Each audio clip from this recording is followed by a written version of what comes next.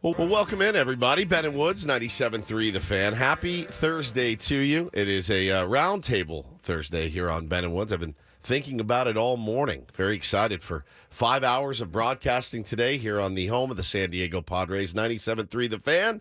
I am Woodsy. That is Paul Reindl. He is the executive producer. Good morning, Paulie. Good morning. And to my left is Benjamin R. Higgins, your friendly neighborhood sports anchor. Good morning, Benjamin. Good morning. Officially the last day of the All-Star break. Yep. Padres back in action tomorrow against the Cleveland Guardians, and our summer break will wrap up tomorrow morning as well. It's been a really fun week. Yeah, it has been a phenomenal week. Was so very proud of yesterday's show. A day where there was really not a lot to talk about. Came in and, listen, I don't want to brag, but I feel like we knocked that SOB right out of the park yesterday. I was driving home on a high, and it felt really good. It has been a long, long week. And, as it is summer break and we tend to explore the space a little bit more than we normally do, which is a lot. We have a very special guest this morning that we have brought in to the program. I'd like to introduce the Tier 1 audience to Dr. Kern. He is a San Diego-based cancer surgeon, oncology research physician, and the part we're interested in today, he's a medical hypnotherapist. And Ken, first of all, welcome to Ben and Woods. It's great to have you. Great. Thank you for inviting me. Appreciate it. Do you want us to call you Doctor? Dr. Ken is good. Dr. enough. Ken's great. Right. Dr. Ken's great. So it's great to have you here. It's something I've been interested in talking to someone about for a long time. I'm a pretty open-minded guy, and I have a partner over here who's not as open-minded. We've always had these discussions on the air, so it's been fun to talk about it and just get your perspective on hypnotherapy.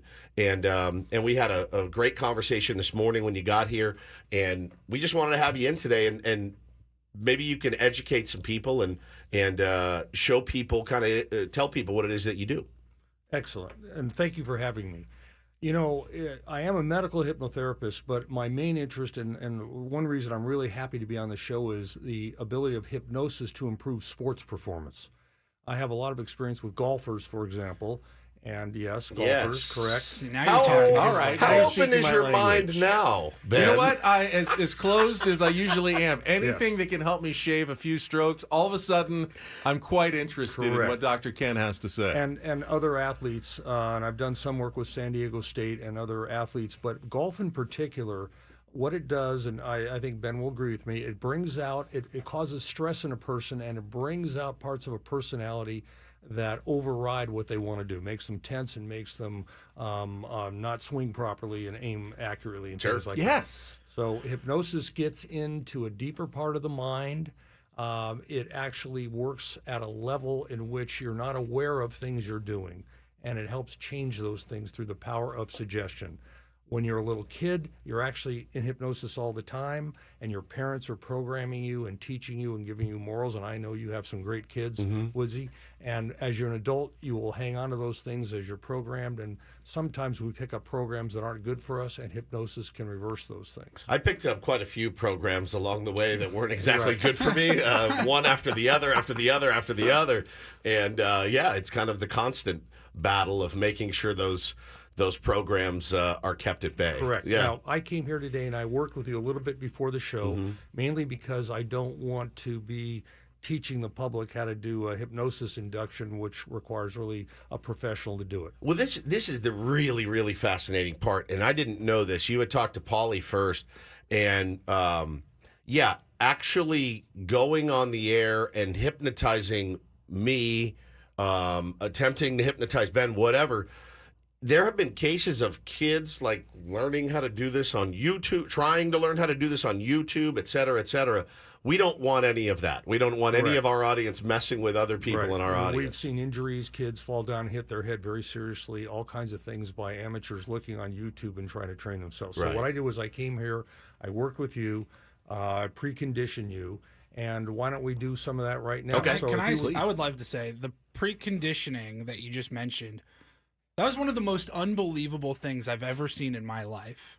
Like, when you did what you did to Woods, he hit the ground, you kind of caught him.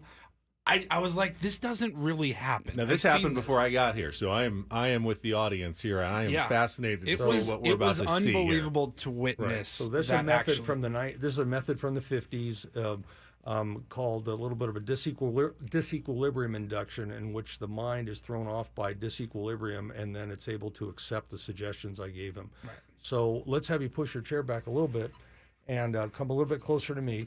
And that's good right there. Now, we gave you some triggers and some responses. For example, we said, sleep now, and just like that. And now, Woodsy, I want you to go deeper for me as I talk to you. I'll count from 10 down to 1. You're a superb person to be in hypnosis. We can tell you've got a very smart, very creative mind. That's it, going deeper and deeper.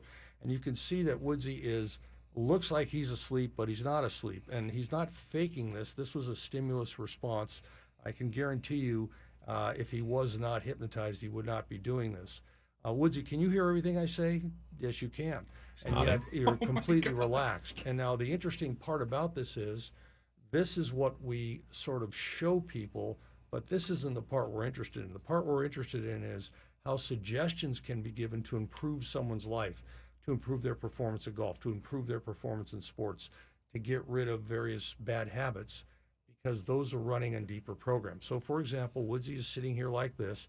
Put your head up straight with your eyes closed, Woodsy. That's it. Now, your eyes are tightly closed, Woodsy. In fact, they're so tightly closed, the harder you try to open your eyes, the harder they are, the tighter they lock closed.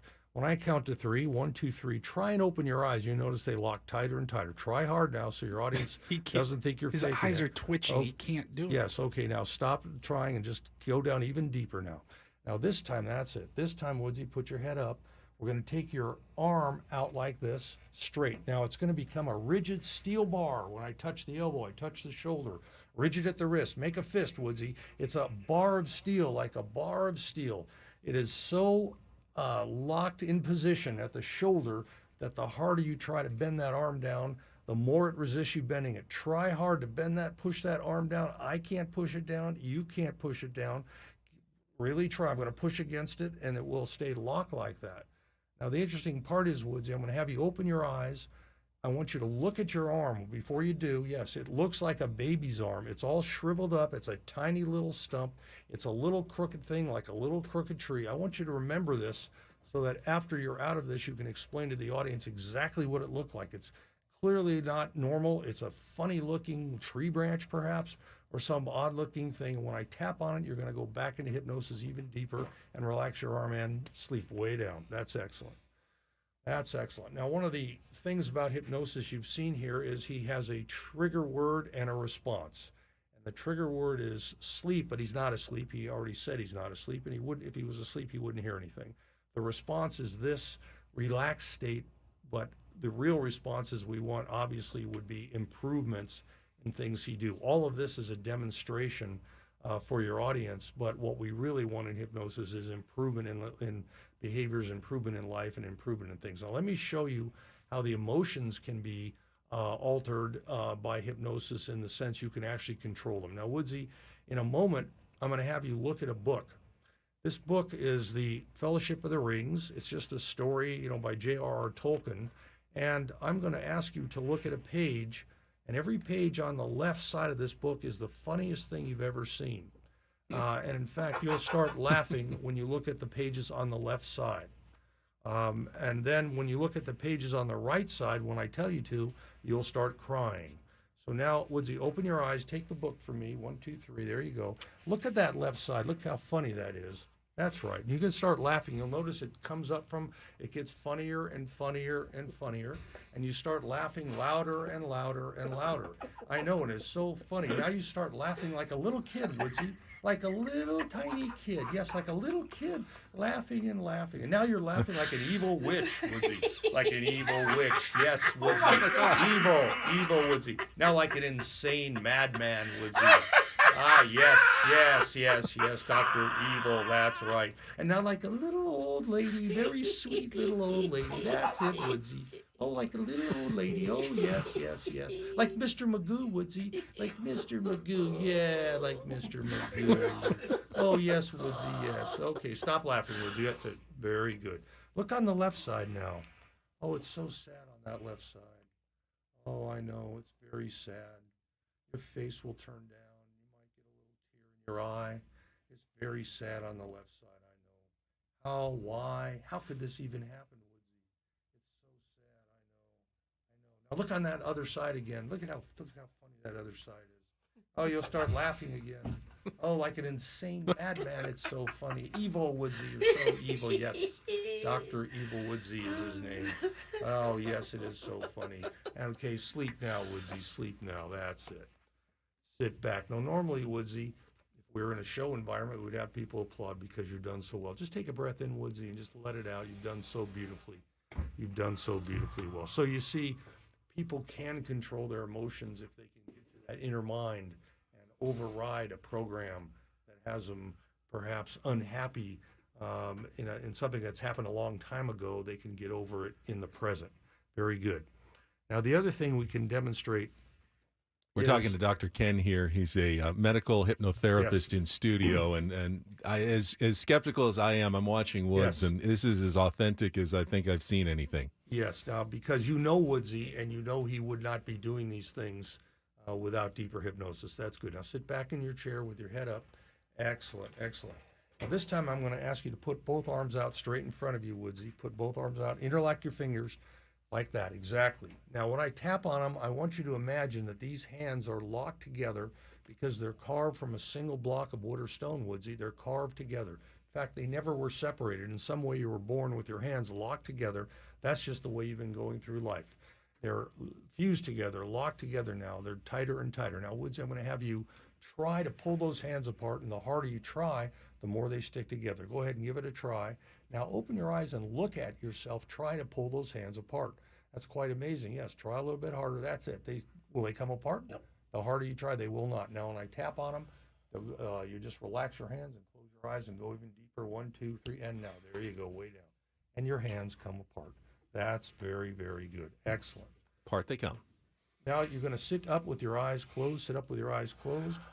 Put your hands out in front of you. Bend them with the fingers facing each other. That's good. Now, open your eyes, Woodsy, and look at your fingers.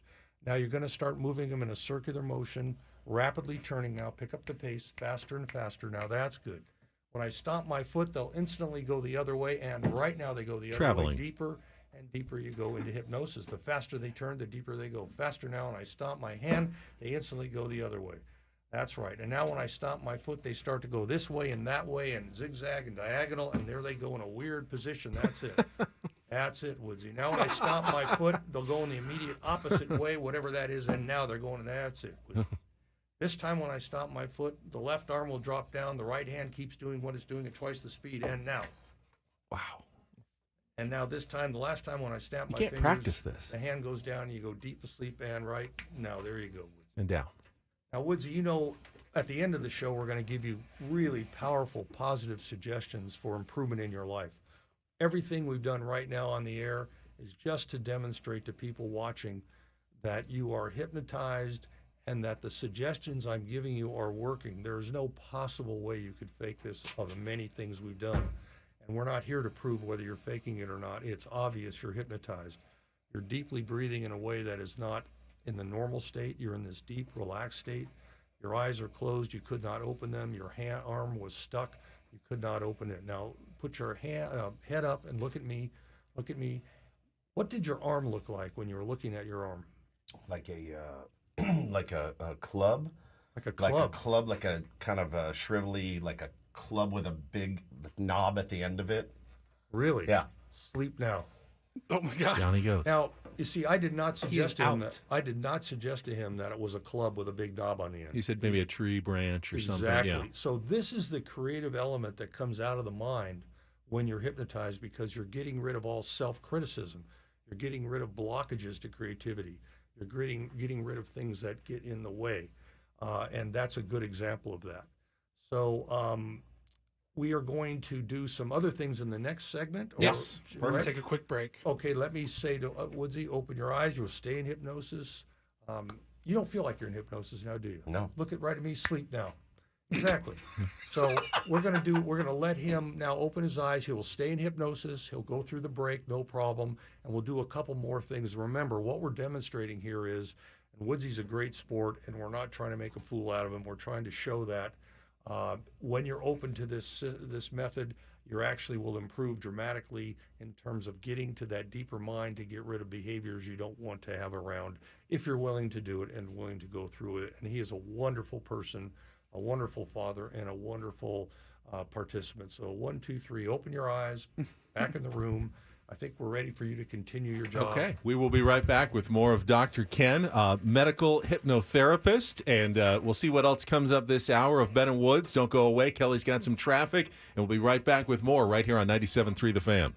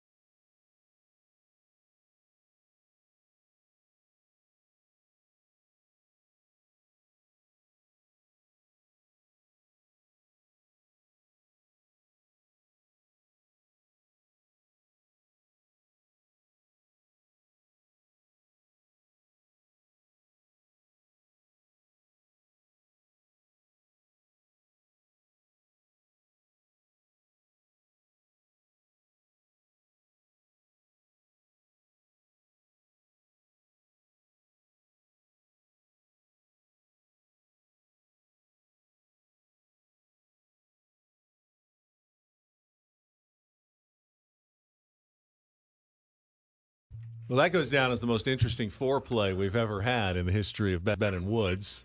Welcome back. We are live this morning with Dr. Ken, who's a medical hypnotherapist. He worked with Woods a little bit before the show started. Dr. Ken, so what did you do with Woods before he got here? Just to kind of describe to our audience a little bit. You don't have to go through exactly how you placed him under a state of hypnosis and implanted suggestions, but what was that process like? Well, Ben, we did what's called a rapid induction, induction being the process of kind of making a contract with the person that we're going to work together for their benefit. Okay. And once we got rid of some of the fears about hypnosis and explained to him that he's not going to be asleep, that it's a focused state of mind, that it might look like he's asleep, but he's really not, and that it's for his benefit, we're going to give him positive suggestions at the end, and we're just doing this to educate people. I then did a very rapid movement with him standing up. And this movement actually throws your mind off, and the mind in that moment is searching for some certainty. The certainty in Ben was he wanted to get down on the floor, which we put him on the floor. That's what got me. And we were out in the hallway, yes. and it was a little jarring, honestly, to see, because I didn't know what was coming. Yes. Obviously, Woods did not know what was coming. Yes. That's why we didn't do it on the air. Yeah. Because we don't want people who aren't experts trying to do that. You could get hurt, but we put him down gently. And the mind, when it's in that condition, then we gave him suggestions that he's in what's called hypnosis. It's a state of taking suggestions to do things that are for his benefit, that we're going to do some things on the air that might be silly and funny, that we're not trying to humiliate him, but we are trying to, because he's a good sport, he's willing to demonstrate to people that suggestions have effects. The real suggestions we really care about later are, you'll improve at golf. You will improve in your behaviors. You will stop smoking. You will, Ben, do you want me to talk about what you wanted to do? Baseball. Tobacco-wise, baseball, right? tobacco, nicotine, all of that So stuff. if you're listening on the radio, everything that he said, Woods has followed along perfectly. You can always go back later on our YouTube stream. You'll be able to see the video of what's going on in studio. But Dr. Ken, you said you had something else for Woods coming out of the break. So go ahead. Up a step here, Woodsy, if you don't mind, that's perfect. And now we're going to take it up a step, and you don't mind, you're a good sport, and we're going to remind the audience one more time, everything we're doing is just to show that suggestions under hypnosis work, and the suggestions, though, we actually care about are the ones to help you improve your life. That's all we're doing here. What we're doing here is demonstration. Good. Sleep now. There you go. And obviously, he's an excellent individual with an excellent mind. The smarter you are, the faster you can go into hypnosis. The more creative you are, you can hear, again, that deep breathing. That's a sign of hypnosis. You cannot fake that kind of stuff. That's real. You can see him completely relaxed, and he told us that he's never felt so relaxed. This is the critical part of hypnosis, that relaxation gets you to perform better because you're able to not have muscle tension that gets in the way of sports performance. So here on this show, what really matters is improvement of sports performance in my mind. And so you can see if you're relaxed, you can take suggestions, but also you can recall that relaxation when you're performing sports. Now, Woodsy, I'm going to do some things, and you'll forgive me. They are silly, they're even stupid, but you are one of the most wonderful people I've met, and I know you understand that you're helping the listeners and helping your audience understand how they can use their inner mind to improve. So in a minute, I'm going to give you a bottle of water, and you're going to attempt to drink it. But you're going to find something very odd. You simply cannot get it into your mouth. No matter how hard you try, you can't get it into your mouth. The harder you try, the more it goes to the side, and you're going to keep attempting to drink it until I say sleep, in which case you will hold it in your hand, you won't spill it, and you'll hand it back to me. So go ahead and open your eyes. How you doing there, Woodsy? You're a wonderful guy, and I know it can get to your voice by speaking all the time. Here's a bottle of water. Why don't you take a drink so we can continue? Go right ahead. Come on. Just try your best. You might have to put it up even closer there. Yeah. All right. Are you having a little trouble getting that out of your mouth? Yeah. It just won't do it, will it? No. So let me have that bottle back, and why don't we have you sleep now one more time? Now this time, Woodsy, I'm going to hand you something that is really delicious. In fact, I'm going to give you a choice of which one you want. Now, when you see what I have, you're going to think it's the most delicious candy you've ever seen. If the audience looked at it, they would see 6 candles. Right. Quite honestly, Birthday they're candles. small wax candles. When you look at it, Woodsy, because your mind is so creative, because you have such a great imagination, that's it deeper and deeper and deeper. Deeper into your inner mind you go, Woodsy. You're going to look at it and you're going to think, oh my Lord, he's giving me a choice of one of these 6 candies to eat, and you can pick them and just chew on it, and you'll be as happy as can be. 1, 2, 3, open your eyes, and Woodsy, look what I have for you. I've got some great candy here. Would you like to take one of these and eat it? Yeah, sure. Go ahead, pick one. Are you sure you want that one? Yep. Okay, go ahead, chew on that. You're going to... Delicious. Delicious, isn't it? Yeah. Good. And don't eat the wrapper. So if you feel that string-like wrapper, take it out and put it on this plate. Yeah. Let's have that string so you don't eat that string. Yeah. Delicious. Good, wasn't it? You want another one? Or one's enough, probably. Okay, well, while you're up there, I've got an apricot for you. Now, when you see this, you see an apricot. It's a lime. Delicious apricot. When the audience sees it, they don't know. They think it's a lime, but you can see it's a delicious apricot. You want to spit anything out, Woodsy? You can if you don't. Yeah, that's good. Why don't you go ahead and take a big bite out of that apricot? Tell me how good that tastes. Isn't that good? Oh yeah. It's just devouring Oh, lime. my Half Lord. of a lime. That is such a good apricot. You want the other half? Yeah. Yeah, there's the other half right there. It's a, Eat no, that lem- other half. Oh, that's another really half of delicious. a lime. Just Take a big bite out of that thing. Oh yeah, that's really good. Juicy. It's juicy. You isn't know. it? That's good. We don't have a napkin here, unfortunately. Oh, here, Woodsy. Here. There you go.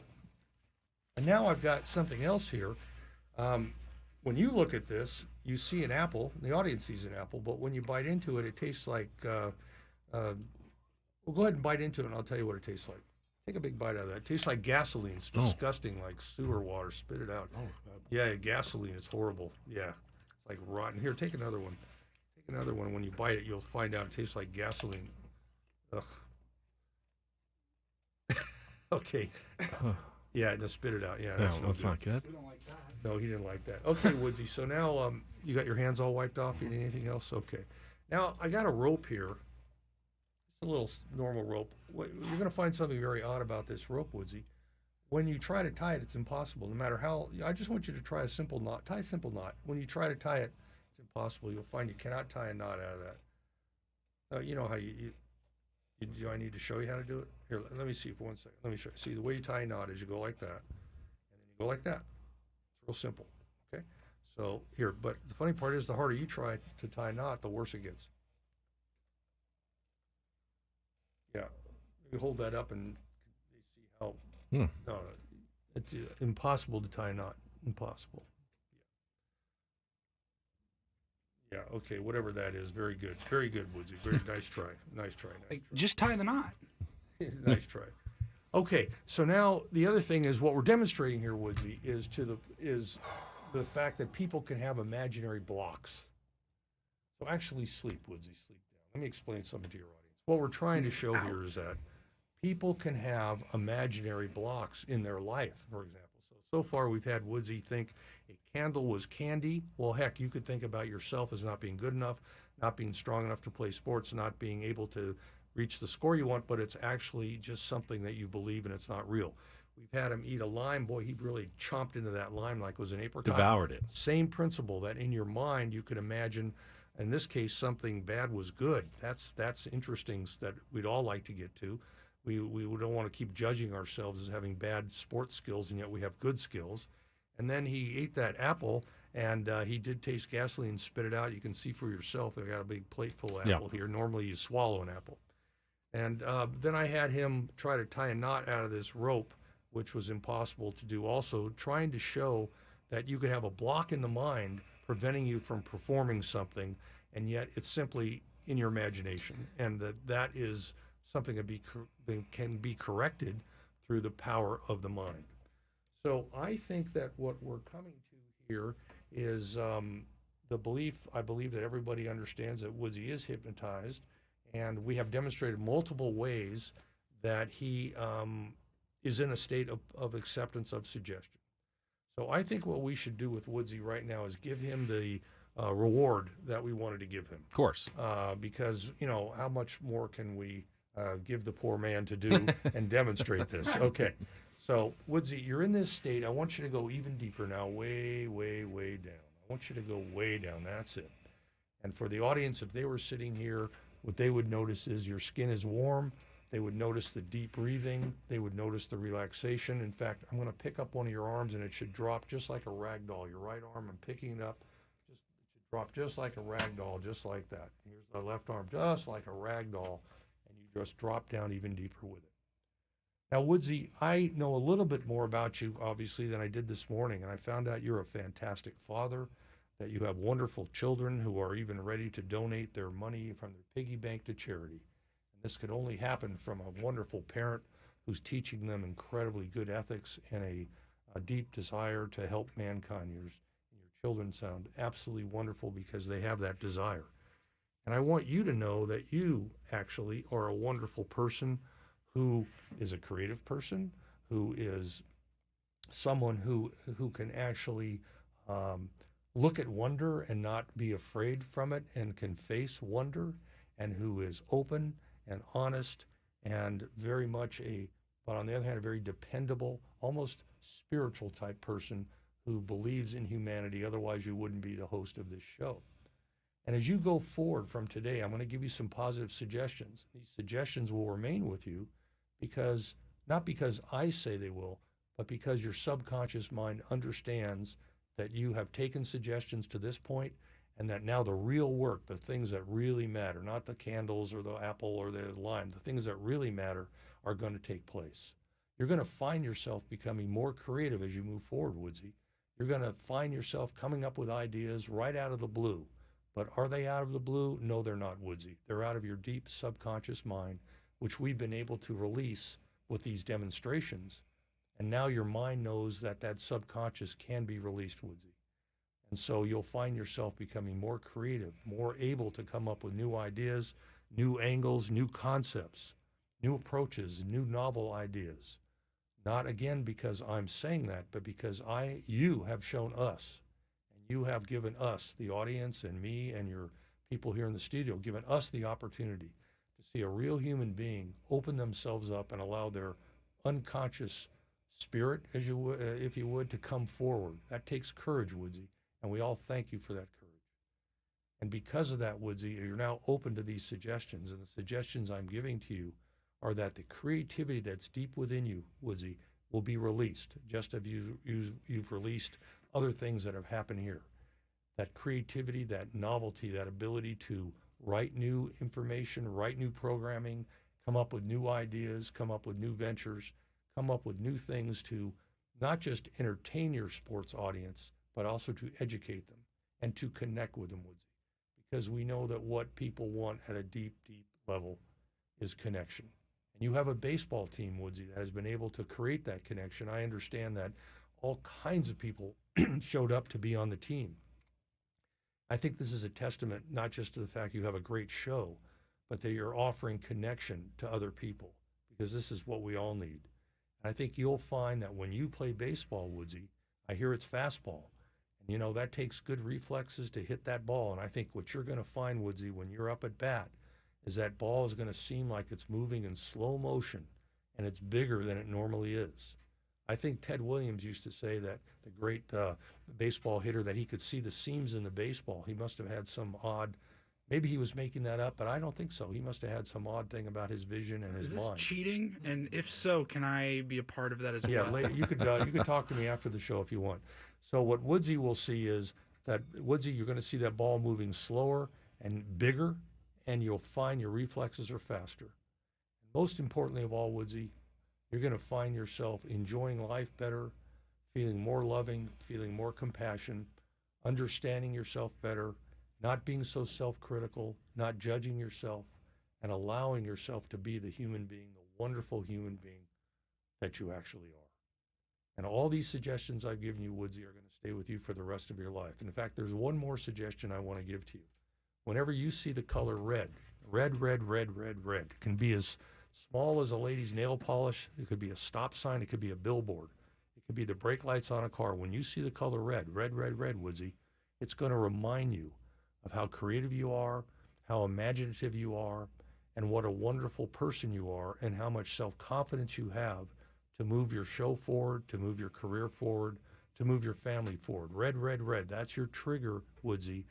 And that response is going to be deep in the mind to give you more creativity, more imagination for writing things for your show and coming up with ideas, and the ability to become a better father, better human being, because you understand you have that in you inherently. And it's simply a trigger to remind you about that wonderful part of yourself. So when I count to 3, Woodsy, you're going to open your eyes. In fact, this time I'll count from 1 to 5.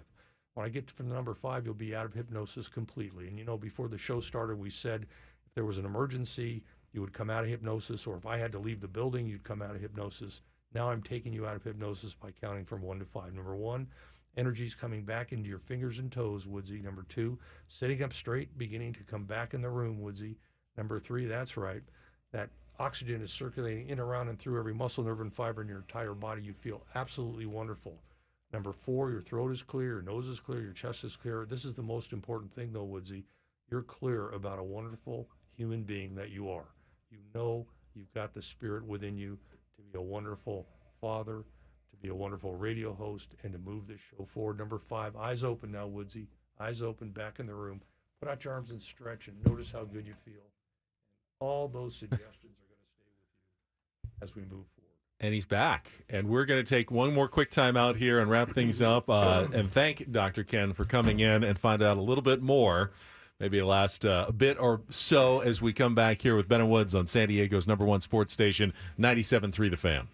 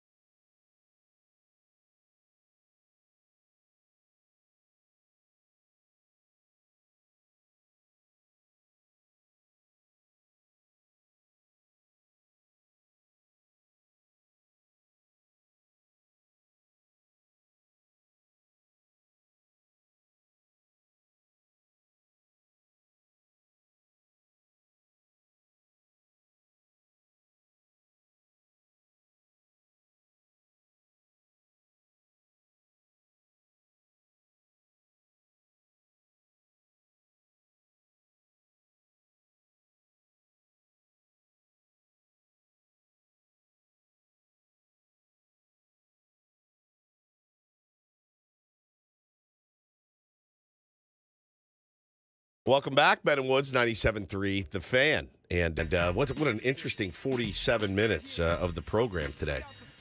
Tyler in the chat, buddy, we're going to get back to sports. I promise you, man. Boy. Got to relax a little bit. We got another 3 hours, and we will talk about the huge MLS slate last night. We will talk about certainly the two WNBA games yesterday as well.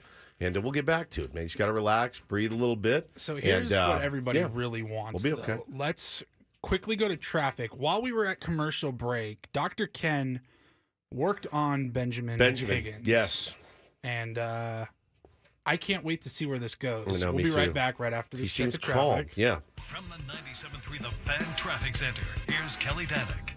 Getting reports of a stalled vehicle partially blocking the transition ramp eastbound King Freeway right at the northbound 15 connector ramp, so just take it extra carefully. Westbound King Freeway looking good all the way into downtown, but we are starting to see some of the usual slowing in the usual spots. We're looking at you, westbound 52 heading out of Santee. I'm Kelly Danick with Ben and Woods, San Diego's #1 sports station, 97.3 The Fan. All right, so Dr. Ken is talking to Ben. Dr. Ben is talking to Ken. Ben, how do you feel right now? I feel okay. A Yeah. little more relaxed. Yeah. I think my brain keeps trying to fight it a little bit, but we'll see. Dr. Ken thinks I am at least susceptible to hypnotic suggestions. He has perhaps one of the, just from knowing him for 6 years, I mean, Benny is the very, very strong-minded person. Works 2 full-time jobs on a daily basis. Has the 2 worst shifts in media, nights and mornings, and he does them almost every day. And to be able to do that whilst managing, a family, a home, everything else, carries a huge weight there. He does that every day. So, I mean, when you talk about strong of mind, certainly that's Ben. So he's had to. This is the kind of person we like to hypnotize, honestly. He's very intelligent. He's very analytical. And all we have to ask him to do is take that analytical side and set it aside. You have to set it aside. Just like the comedians have that inner critic that they have to set aside, you have to set it aside. Now, I talked to Ben. I asked him what part of his golf game did he want to improve. He told me the chipping part, that he gets tense and he doesn't quite swing properly. Now, you heard Woodsy say that he felt more relaxed than he's ever felt, and you said you actually felt more relaxed. So this is the part of the mind that will come up and do that for you when you're playing golf. So let's do this. Sit back in your chair. All I want you to do for you, Ben, take a look at this. Just take a look at that. Keep staring at it. As you stare at it, maybe even start counting the number of little tiny spots you see. And as it comes down and gets closer and closer to your eyes, that's it. Just close your eyes and just relax. And just let yourself go, Ben. Just let yourself go. That's it. Deeper. There you go. Deeper and deeper and deeper. And you're going to find, that's it. Find yourself. I'll count down. There you go. 10, 9, 8. Going deeper and deeper and deeper. Deeper asleep now, way, way down. 7, 6, 5. You see, no one's going to be making a fool out of you, Ben. We know how smart you are. We know you're the perfect person to have hypnosis, and we know exactly how to give you those suggestions. That's it. Just let yourself go, Ben. For once in your life, just let yourself go for 10 minutes. Just be that relaxed being you can be. That's good. And at this point, Ben, no other sounds bother you. These are the sounds of normal everyday living. If you hear people talking, they simply makes you go deeper and deeper and deeper into hypnosis. That's good, Ben. Way down. Now I'm going to lift one of your arms, your left arm. I'm going to drop it. Don't help me at all, Ben. Just let your body go loose and limp and become as passive as possible. I'm going to lift it up and drop it. And as it flops on your leg, I want you to go even deeper now. Here it goes. Just let it go and down. You go way, way down, Ben. Way down. You're doing great. And this relaxation, Ben, I want your unconscious mind to remember this. This is the key thing about hypnosis. This relaxation that a brilliant guy like you finds so difficult to achieve, that a mind like yours, an analytical mind, a hardworking mind, an incredibly energetic mind, it needs a break, Ben. Just like a car needs a break, just like any machine needs a break. It needs a break to rest. Now's your time to do it. Let yourself go now deeper for the 10 minutes where you're not having to work at this incredible level of excellence that you work at.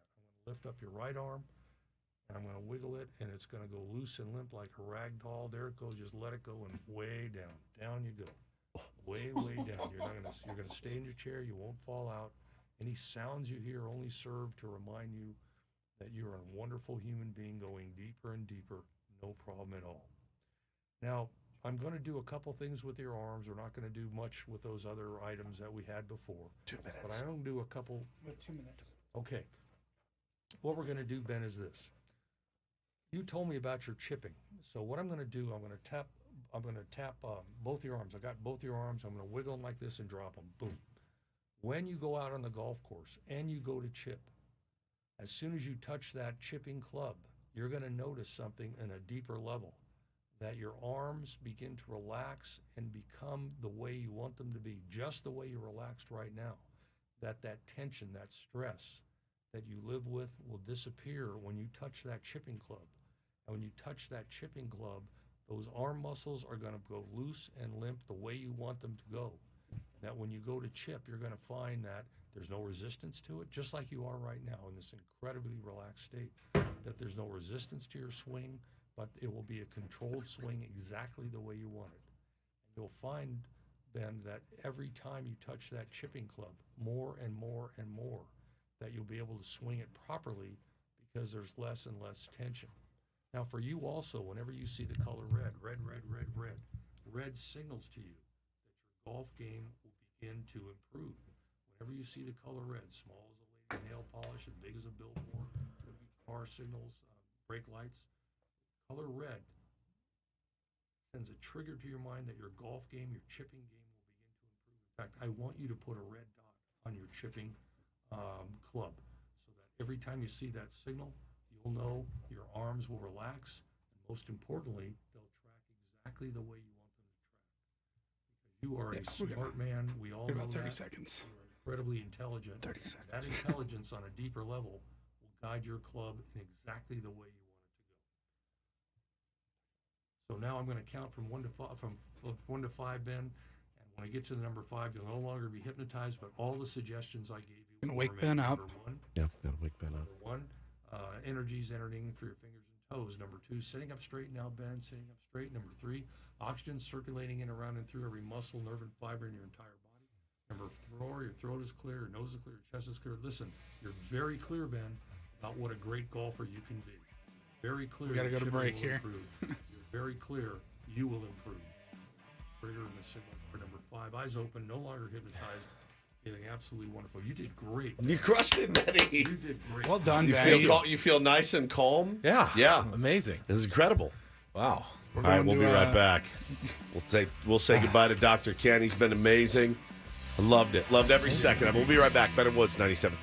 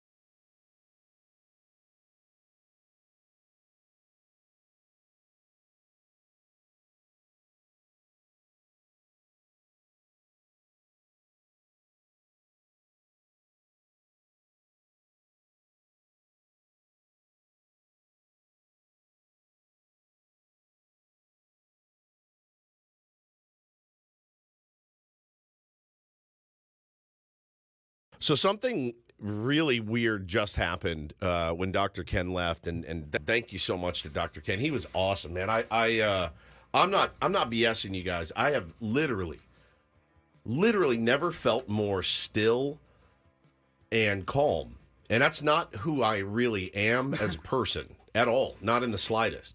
And but nor am I. Something really weird happened when he took Ben out of hypnosis. And again, he didn't have as long as he had with me. Gave you the same. Now, I remember him talking to me. The thing I remember like the most, the thing that hit home was baseball. And when he slowed the ball down, in my mind, I had this weird connection with my forearms and a baseball coming towards me and seeing the laces. And then I know that he told me about red because he told you the exact same thing.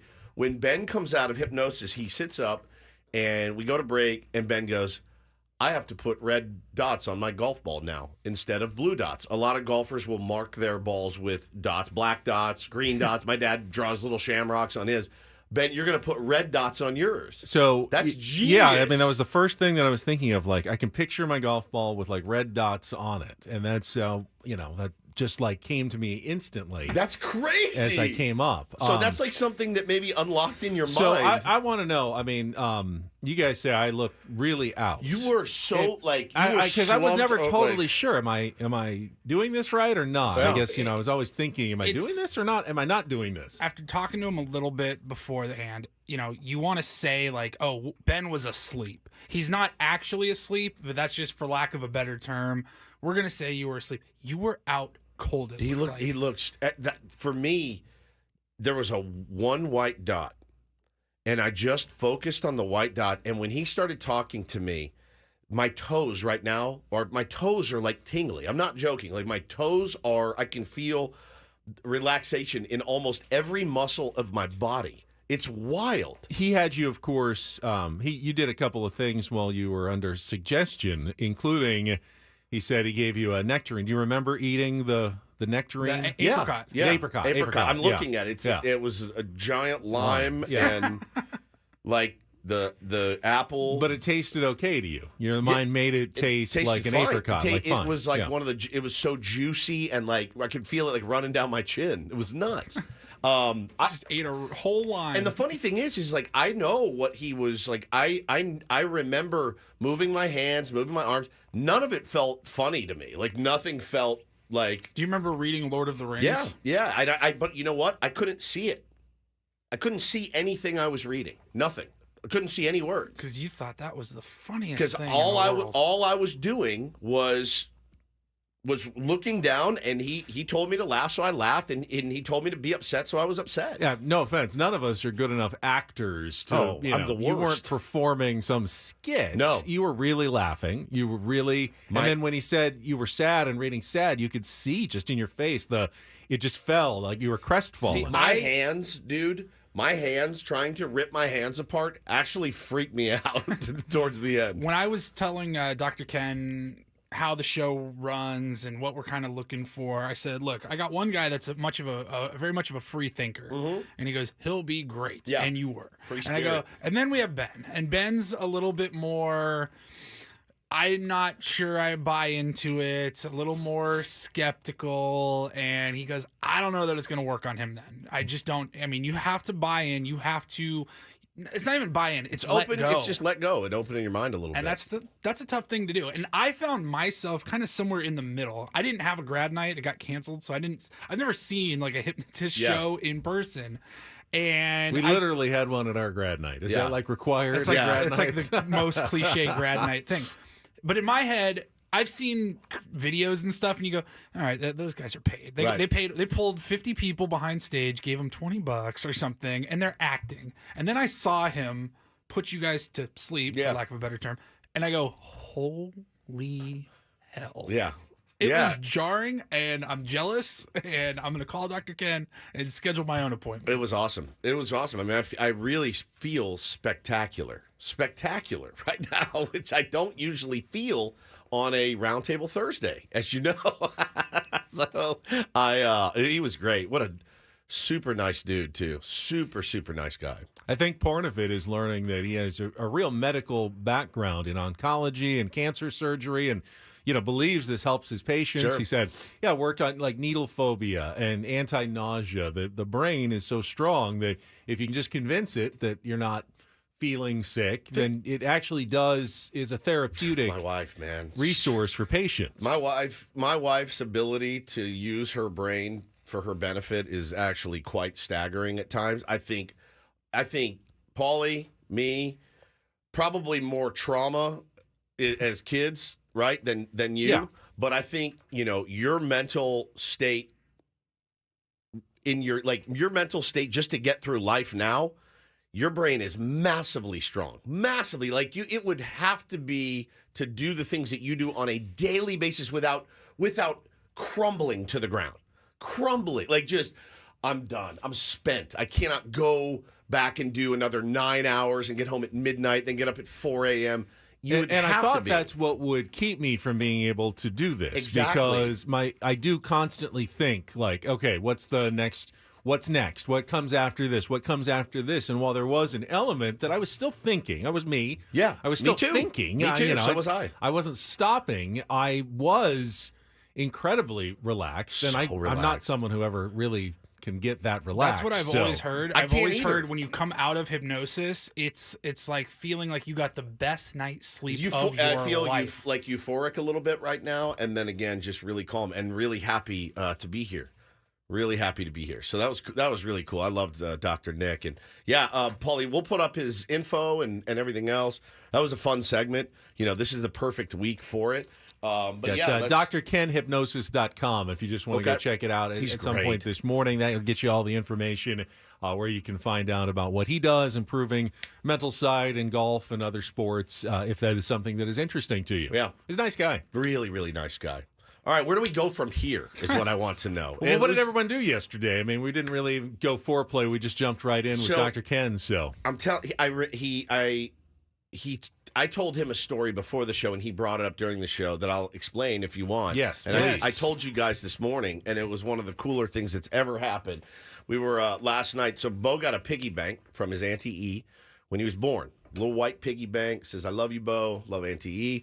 And we've been putting coins and dollar bills. It's got the little slot, so you got to fold up the $10 bill and slide it in there.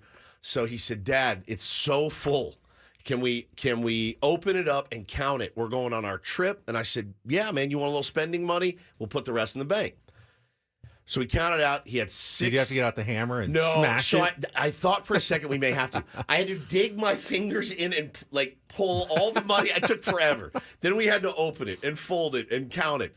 So we're sitting at the table last night, and dude, the kid's 6 years old. We counted out $695, right, over 6 years. And he was just like, it was this big, fat stack of cash. So we're sitting there, and he goes, hey, Dad. And I go, yep. And he goes, can I give some money to charity? And my eyes got misty, and I go, well, sure. I said, what would you like to do? And he said, I want to help the people by Petco Park. And I was like just Sweet baby. Sweet baby, right?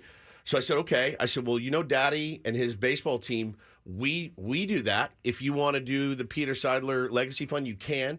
And I said, is there something else that's really important to you? He goes, cats. And just like that. And I said, all right, how about this? So we'll call our friend Doug at Rancho Coastal Humane. And I said, how much you want to donate? And he goes, how much did I get? I said, $695. So almost $700. He goes, I'll donate $100. And I said, buddy, you don't have to give. I said, how about 50? He goes, 100. And he goes, Dad, count on 100. So I gave him 5 20s. He goes, Mom, gives her the 100. He goes, I want to give this to cats. Cats. So then I put him to bed last night, and he's laying in bed. I love just cats, not a feline humane society. Right, or no, cats. Feline veterinarian. Just show yourself a good cats. time. By the way, no dogs. I don't know that he wants this 100 to go to dogs at all. I think it's send this to the He's cat just going to be department. going around the neighborhood. He goes, there's one for you, Whiskers. Yeah, There's right. one for you. These cats are running up, walking away with $10 bills, and so we get everything done, and I take him, I put him to bed. I go, buddy, I am so proud of you. I said, that's such a beautiful thing, And if you give, you get back tenfold, And he goes, I was thinking, if a bed for a cat is $10, then I can help 10 cats. And I'm like, you have whatever they want to use it for, great. I said, but your head's in your heart, most importantly, is in the right spot. So, man, it was a really, in a week of cool moments, it was a really special one last night. That is truly awesome. It must make you feel like you've done something right as a parent, that's his instinct 100%, dude. To do that with his money. 100%. 100%. I mean, it's hard enough just to get them to have the patience to save their money, save that money, dude. Keep it, and then usually the reward at the end is I'm buying myself a PlayStation or something, that I've been saving up for. But his first thought is, let's give and help something that I, for charity. And I said, we'll take some money to Hawaii for spending money. You buy anything you want. How much you want to take? He goes, I don't know. How about $90? $90. I go, not 100. He goes, no, just 90. I was like, all right, bro, $90 it is, man. So really sweet moment, and I know that he brought that up and wanted to explain that. But let's get into the show. Let's get into there's a couple of things I think we can talk about. Obviously, we want to know what's coming up on the roundtable today. We can do some of that because we're going to have some Padres baseball talk. You threatened me at 10 on the roundtable yesterday via text. You do not want to do the recap of the first half of the season. I really do not want to recap. It's more of a look ahead roundtable today. All right. Not a look back. We're kind of at the end of the All-Star break. I feel like we've already done what we're going to do. Beaten it to death. We played our recap of the first half of the season yesterday. And the heartbeat of the team, and you can't change we don't need to do that again. You can't change the 50-49 record right now. Suck. I can hear it again later. I could.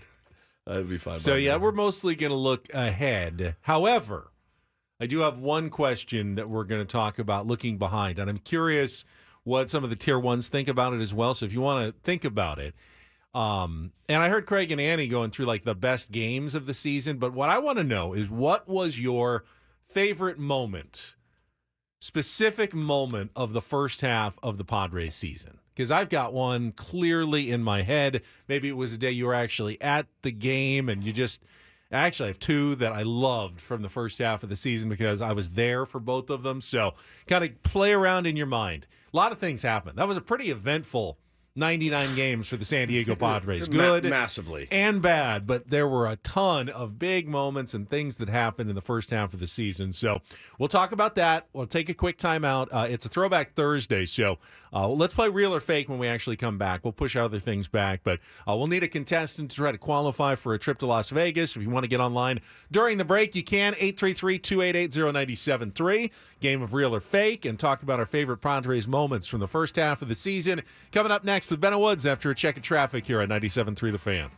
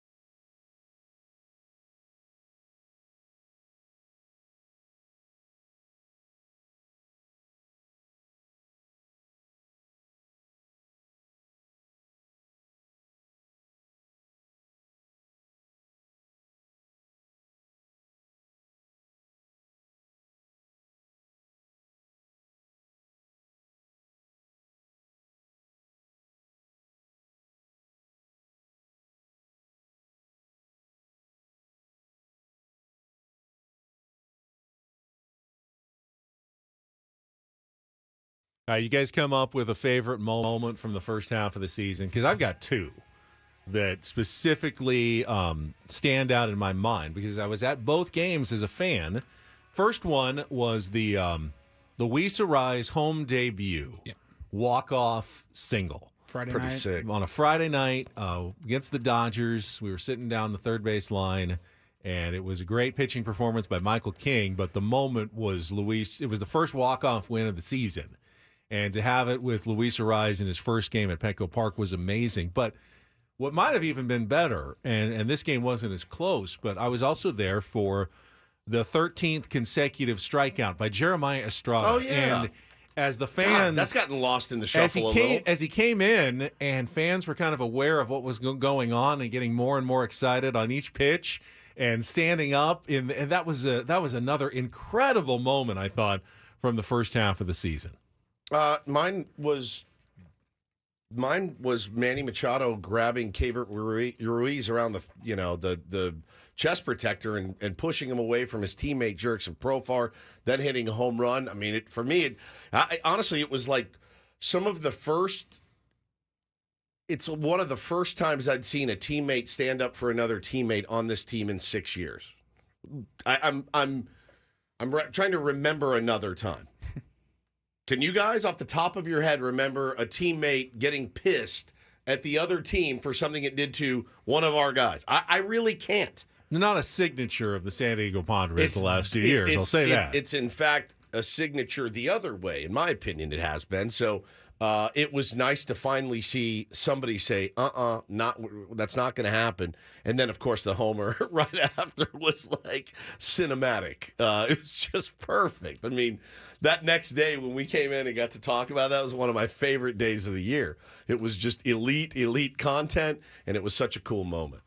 Paul, you got anything to add to those? I really, those were the good, two games I was going to pick. Specifically, Manny's home run after the dust settled there against the Nationals. I mean, I was already like so wired and amped up from the near brawl, the benches clearing. You're always kind of perked up a little bit.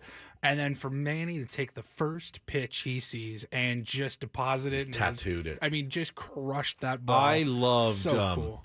obviously the game where the Padres blew the lead to the Arizona Diamondbacks a couple of weeks ago, but specifically it was Jurickson Profar's at bat coming out in the bottom of the ninth, tying it up, falling behind 0-2 and fighting back to 3-2, and then hitting the home run to tie it up. Incredible. To me, that was even better than the walk-off, by Manny 2 batters later. Was that at bat by Jurickson? It just so encapsulated what he's brought to the team, like the fight at the plate, that Jurickson intensity that he has injected this team with this season, that I think has made a real difference. Vinny says, "Remember when Woods puked because no one got him a tent or Gatorade at spring training?" That was not my favorite moment. The last 40 minutes of spring training where I don't know what happened to me, but I just I was it. That was not my favorite. C20 Moreno says Schilt asking the ump to eject him. You gotta do what you gotta do, man. Do your thing. Do your thing. Throw me out, man. I know it's hard. Hey, look, I love you. I think you're the best. Y'all are the best at what you do. I'm gonna need you to throw me out. What do you think he did? We'll talk to him tomorrow on the program. I can't.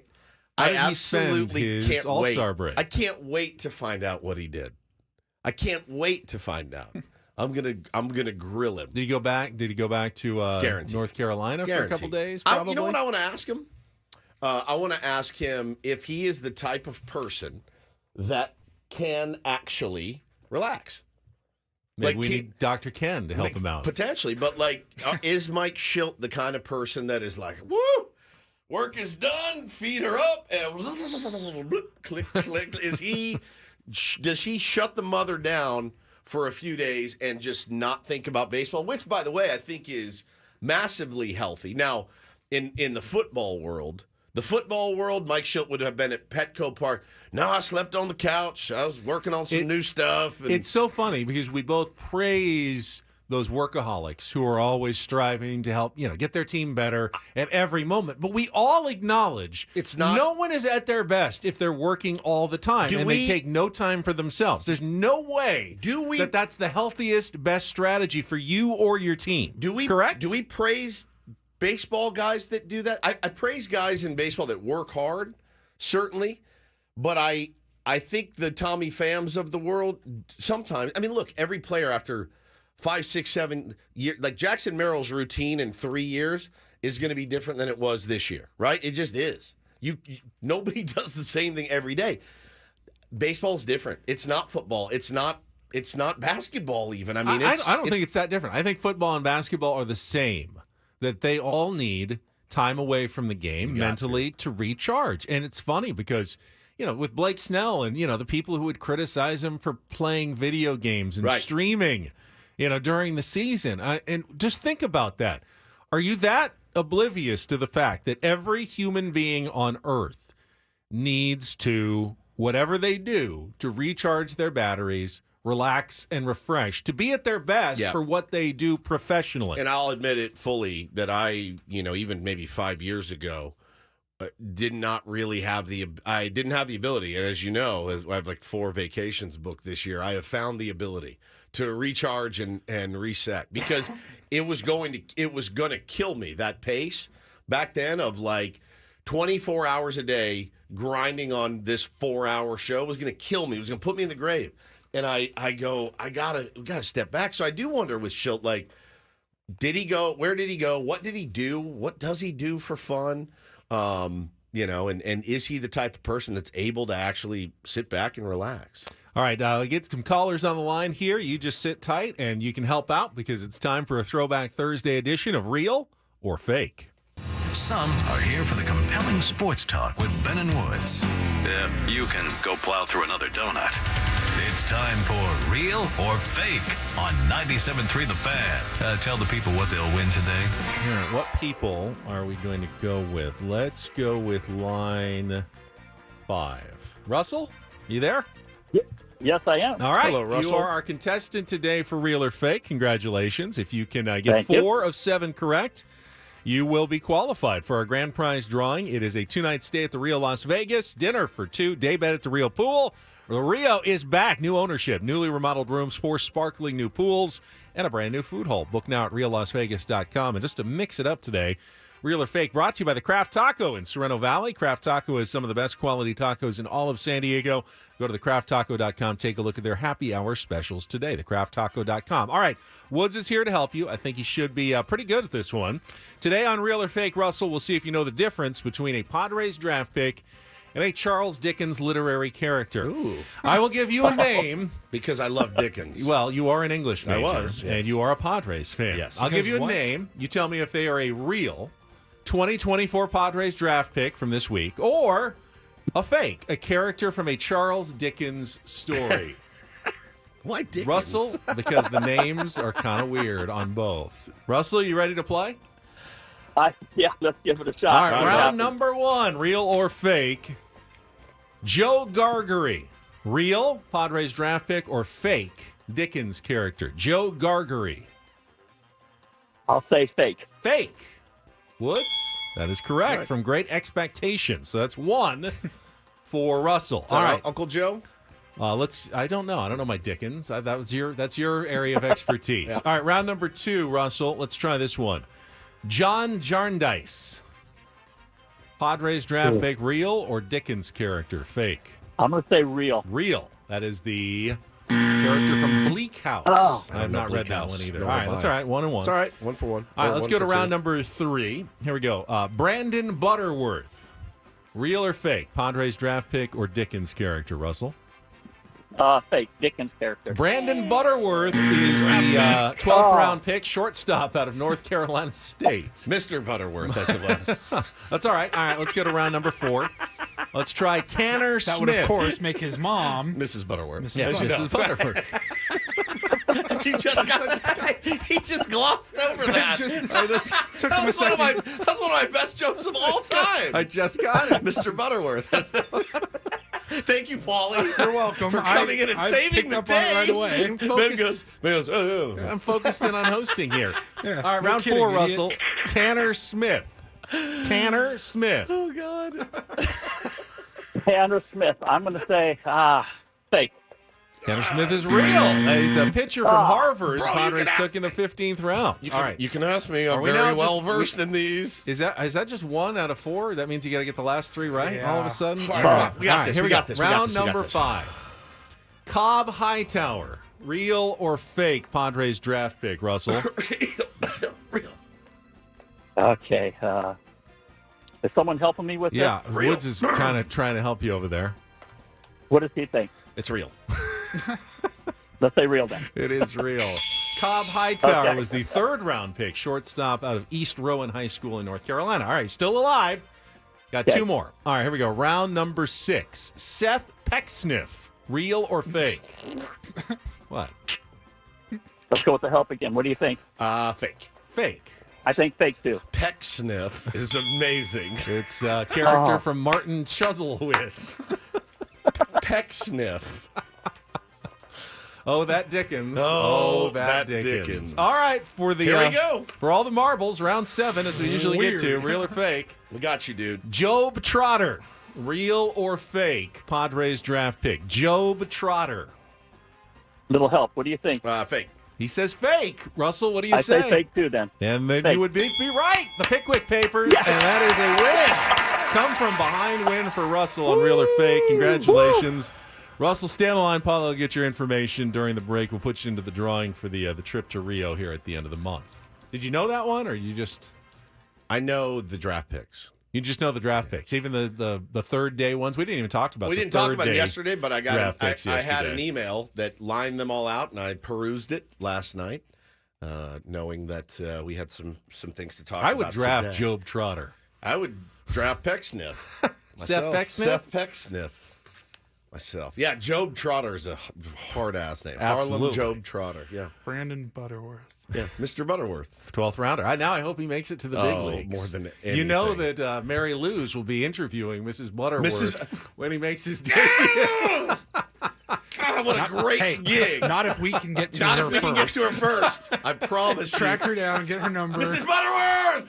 Mrs. Butterworth. Hi, I'm Stephen Woods. Actually, what was the guy in the store the other day? Mickey Pancakes or Mike Yeah, that's Pancakes right. or whatever? Maddie Pancakes. Maddie Pancakes. Oh, great. It's greatness. Got to get this guy together with Mrs. Butterworth. That was great. Fantastic. All right, we'll take a timeout. When we come back, we'll continue a little summer break, but it is also final major of the year is underway, and I'm trying to keep tabs on the Open Championship. I'll tell you why. It's a bit of a struggle for me right now. Coming up with Ben Woods on San Diego's #1 sports station, 97.3 The Fan.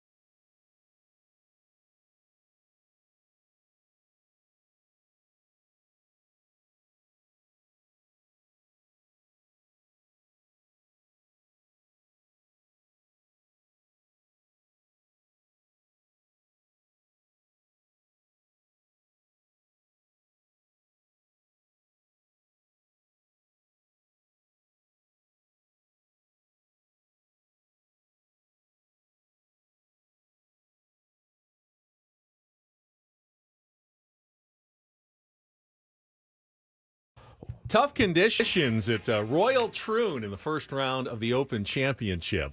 And the scores are reflective of that. They are about midway through round one of the Open, and the leader is Justin Thomas at just 3 under par, and he's the only guy at 3 under par. Is he finished? He is done. Okay. Yeah, all the best scores have finished. It seems to only be getting tougher and tougher as the day goes on. Alex Noren, Nikolai Højgaard, Justin Rose, Russell Henley, all in the clubhouse at 2 under. Adam Scott, part of a group at 1 under.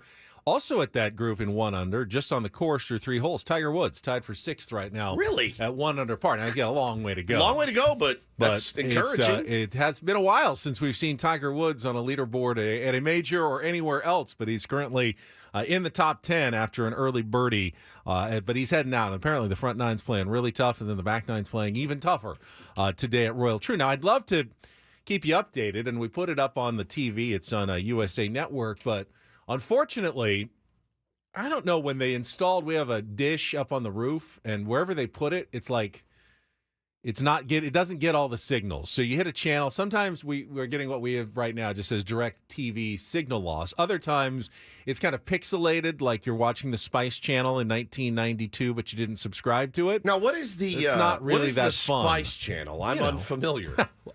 I've never heard of that. Yeah, Cooking, like a cooking exactly. channel? Right. Why was it scrambled? Why wouldn't you subscribe to that? Your mom likes to cook. The Spice Spice That Channel. would be a good cooking channel name. It would be. The Spice Channel. Yeah. You're like, ooh. Yeah, if you thought it was cooking and signed up for it, you were in for a big surprise. Well, rude awakening or a very nice awakening. Did you guys ever put magnets on top of your television to try to... No. Oh, Did you that didn't? work? Well, no. But I mean, I heard that I heard that urban legend, and so my parents would go to bed. I'd run to the fridge, grab all the magnets. It probably needed to be like a real magnet, not a thing of Ohio. It's a shape of Ohio and a magnet. A refrigerator magnet. And you stick a bunch of them on the TV to see if it would work. All right, good night, folks. How could that possibly work? Like, it pulls the pixels back pulls the together pixels where they're up. supposed to be. It was an Doesn't urban... make any sense It was an urban at legend. all. But I certainly tried it. Certainly tried it. So, possibly... I grew up with the internet, so... Yeah, that's true. So lucky, Paulie. So lucky. So we're going to check traffic. Possibly some changes coming to the Padres roster to start the second half of the season. Nothing official That's yet. the rumor. But we will let you know what is being talked about at the moment to start the second half for the Padres. Coming up next here on 97.3 The Fan. From the 97.3 The Fan Traffic Center, here's Kelly Danick. Couple of problems in the North County. Some debris in the fast lane on westbound 78, just before Rancho Santa Fe. Cordell and Cordell traffic cam shows a stalled pickup truck southbound 15 before Bernardo Center. It's over the right shoulder of the HOV lane. I'm Kelly Danick with Ben and Wood, San Diego's #1 sports station, 97.3 The Fan. All right, going to have to employ some of my high school Spanish if I can remember here, but did see a tweet yesterday from Fernando Ballesteros. Now, you can just hit translate tweet if you wanted to. But I'd like to hear you try. Okay, so let's see. This. It says hashtag Ultima Hora, which is what? Right, like breaking news, I think. Alerta. El Tijuanese, that's someone from Tijuana, Tirso Ornelas, ha sido ascendido al equipo grande de los Padres y será el nativo mexicano 149 en la historia de Grandes Ligas. So my high school Spanish tells me that Tirso Ornelas is being promoted, ascending to the big club, the San Diego Padres, Equipo Grande, and it will be the 149th native Mexican player in the history of Major League Baseball.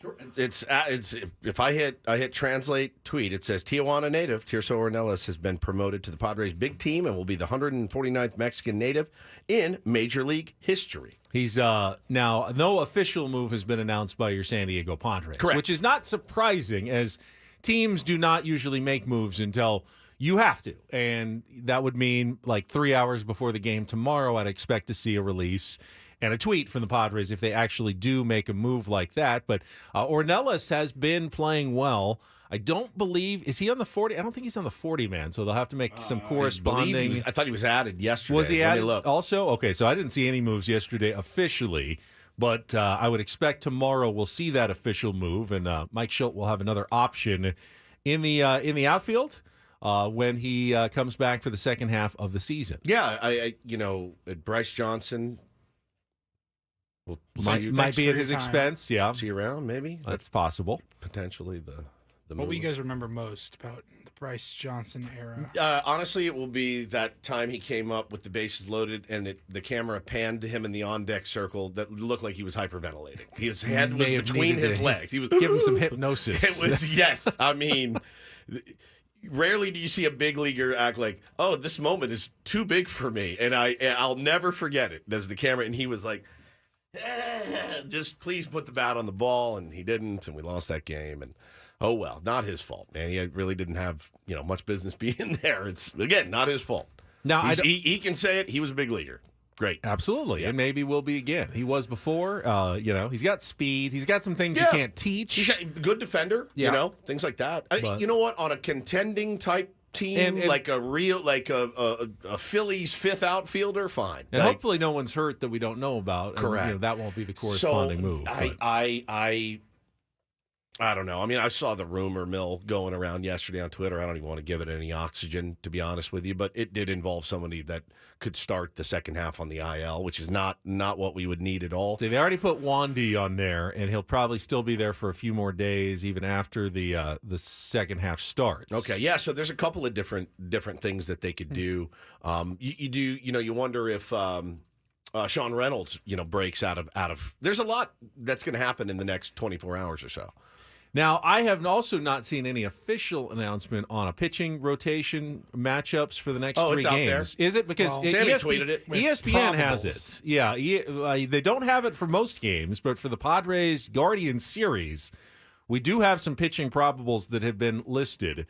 Matt Waldron against Tanner Bibby in Game 1 tomorrow, which is a 4:10 start, 3:10 Eco Water SoCal pregame show with aforementioned Sammy Levitt here on 97.3 The Fan. That is also an Apple TV Plus game, which means Don and Mud get an extra day on their All-Star break before they have to return to work on Saturday. So that is the probable matchup for tomorrow. Then Dylan Cease will pitch on Saturday against Gavin Williams, and then Michael King against Ben Lively in Game 3 of the series on Sunday. Both Bibby and Lively have had pretty good seasons so far. Yeah, Williams has not had as much opportunities to start. I think he's only made 3 starts so far. So I think it's telling, though, if that is the first 3 for the Padres, you can see the strategy. They're not as worried about innings for Waldron and Cease. King, they pushed back. He didn't start, 5 days before the end of the break, so he'll have a good 11 days or so between starts to try to, stretch out as many innings as you can out of Michael King, as he's already exceeded his career best in innings pitched. So they'll push him back to Sunday, and then they'll probably have Randy Vasquez would be available for Tuesday, which is the first game of the Washington Nationals series.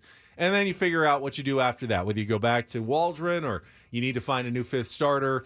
After Adam Azier was sent down, and maybe by then a trade is made, or as we get closer to the trade deadline. Yeah, do we have any update on Joe Musgrove? I saw somebody put in the chat that he went kind of full yesterday. Off the mound, kind of. He's probably waking up right now with an update and telling the trainers how he feels today. Yeah, cool. Hopefully that went well, and he won't be eligible to come back until, I believe, start of August sometime, because he's on the 60 day. Yeah. And then nothing on Yu Darvish other than they keep sending their love and support as Yu remains away from the team on the restricted list. Hopefully, though, at least the time off is allowing him to get fully healthy for when he may hopefully come back for the Padres sometime later this season. So that's your kind of pitching preview for the series coming up against the Cleveland Guardians, who are been one of the best teams in baseball. Really good story. We can talk about it a little bit more tomorrow, but their first-year manager, Stephen Vogt, has taken over, and I think expectations were not through the roof for the Cleveland Guardians this year. Not really at all. I'd like to go back and look to see where I had them at the beginning. It's probably easy for Paulie to find. I think he put it on our Instagram. I don't think I had them doing very much from if memory serves, it was like, that they always have good starting pitching. They have a great back end of their bullpen with Emmanuel Clase. They have Jose Ramirez. He's great. And Stephen Kwan is a really great hitter, but he's a singles guy. They need more. They've been outstanding. By a half game, they actually have the best record in the American League. Yeah, they've the been Guardians, outstanding. 38. Ben had them finishing fourth. Yeah. Fourth. In the Central. Woods had them finishing third. And I've got them finishing second. Well, I mean, you're definitely the closest. 58-37. 58-37. Which is a half game better than the 58-38 Orioles and a game and a half better than the 58-40 New York Yankees. So, a really outstanding first half of the season for the Cleveland Guardians.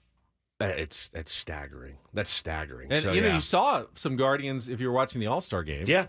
And you're going, that guy's an all-star? That guy's having a really good season? Like, wow. Josh Naylor, his brother. Yeah, there's some good players there, man. And I think, Vogt, with longtime player, who knows? I mean, he brings these guys together. Clase in the bullpen, Yep. obviously. Stephen Kwan has been great. amazing for them. He's kind of the American League version of Luis Ariz. I just but said all of the same thing. he's been healthy all season. I said all So, of that.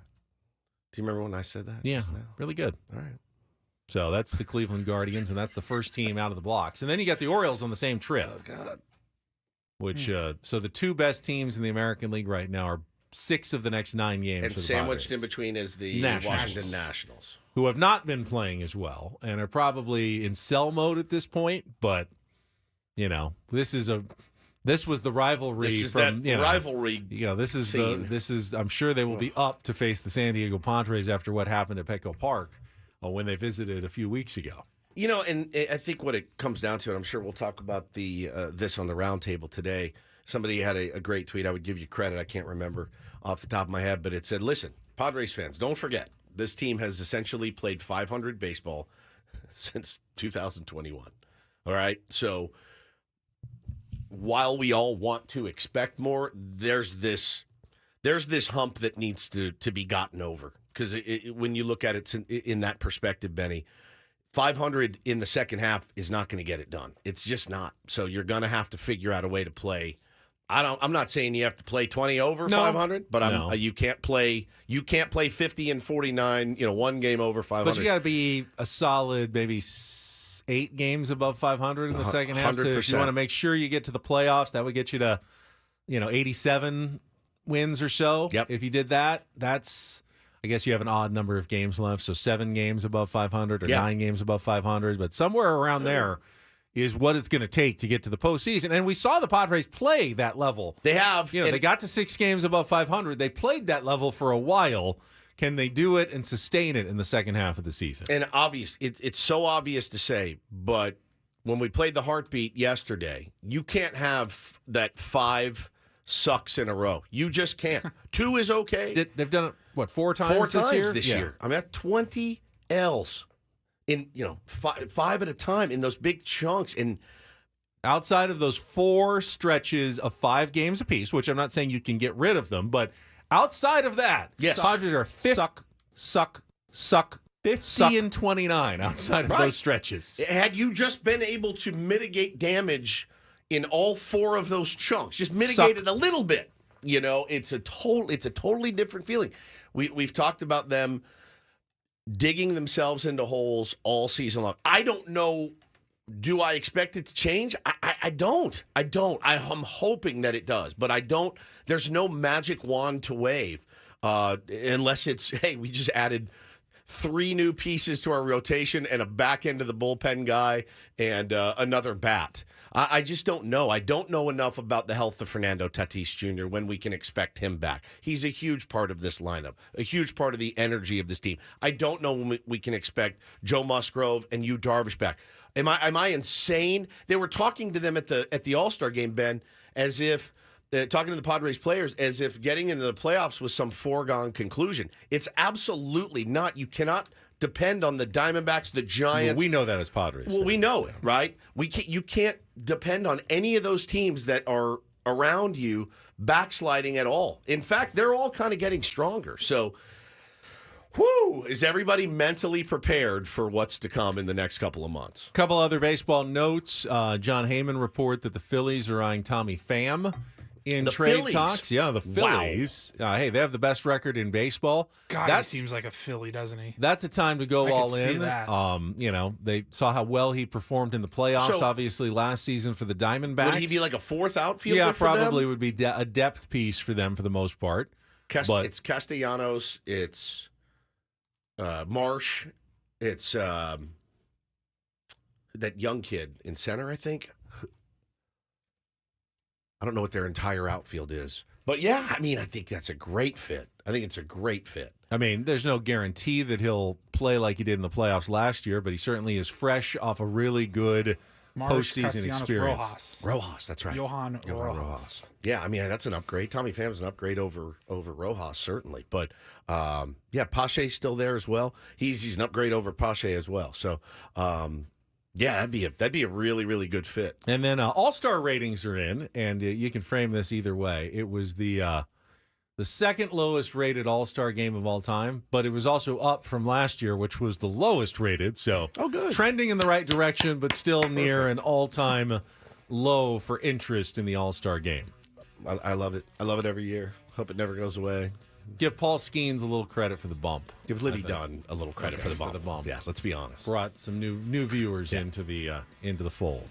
All right, we will come back. Hour number 3, we're going to reset. Paul and Woods were in some hysterics yesterday. Tell you why. Coming up with Ben and Woods on 97.3 The Fan. Stay here. Stay here.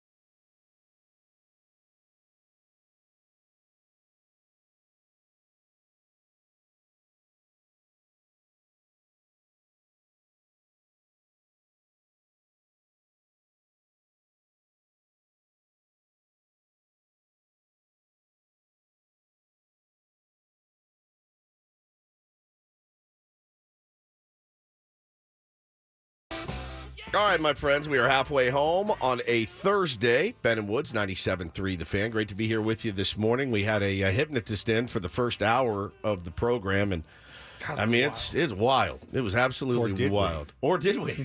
So I was told, at least.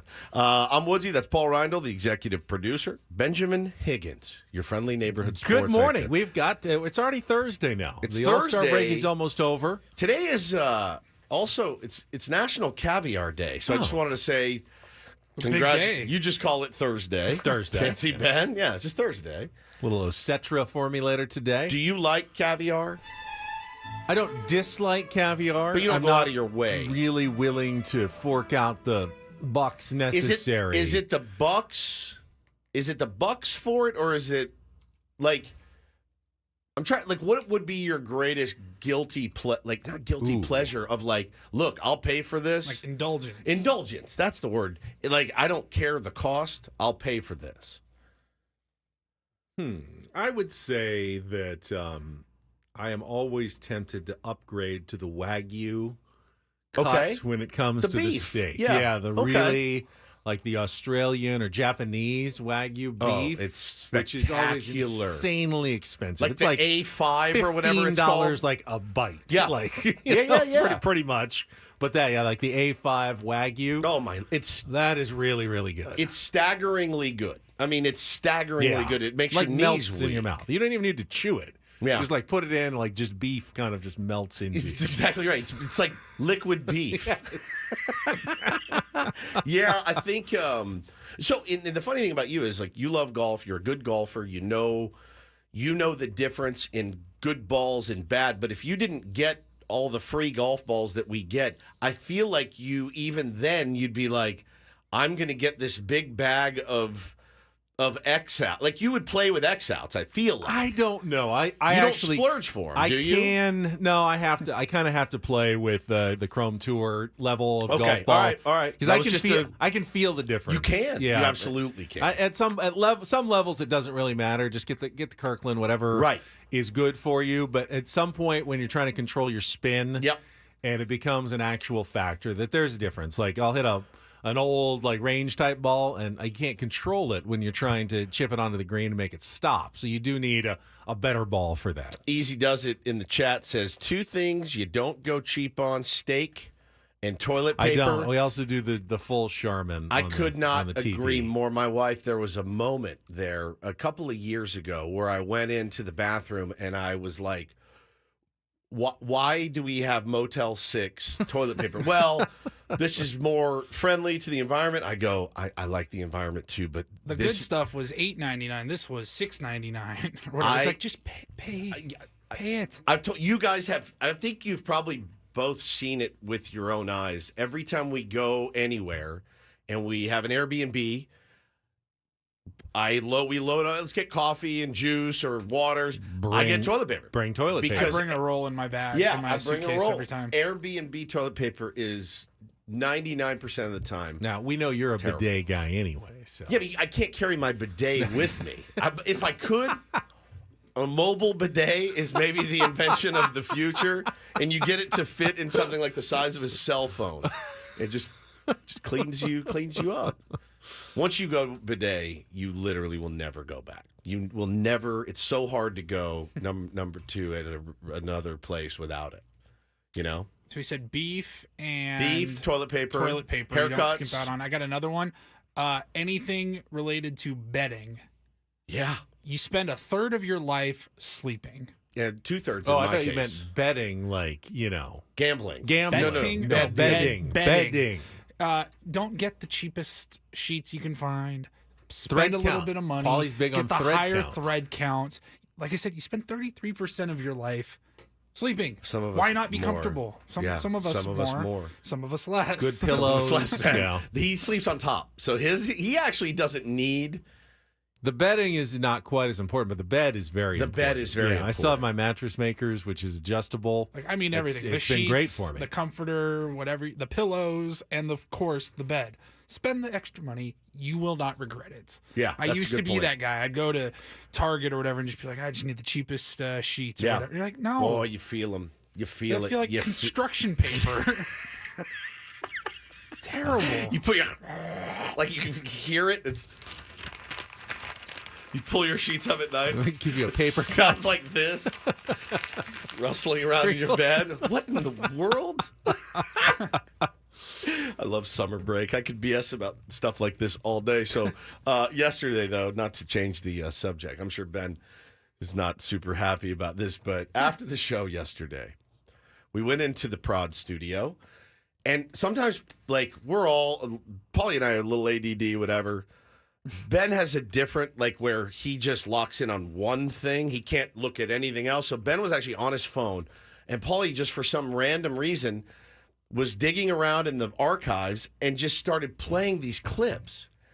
And it was one after the other the other. We said one out loud, and it was more of a recent Ben drop. All girls, all the time. Right. And we started Brilliant. laughing, and you're like, what else did we have this week? I was like, what else did we have? And we started going through the folder of Ben drops that I have. And that we just have not played a bunch of. It's fine. thousands. It's fine. I just have to remind everybody that these are all taken out of context. Allegedly.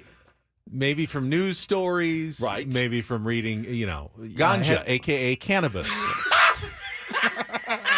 What was that? Ganja, a.k.a. cannabis. When Paulie played that yesterday, I almost fell down.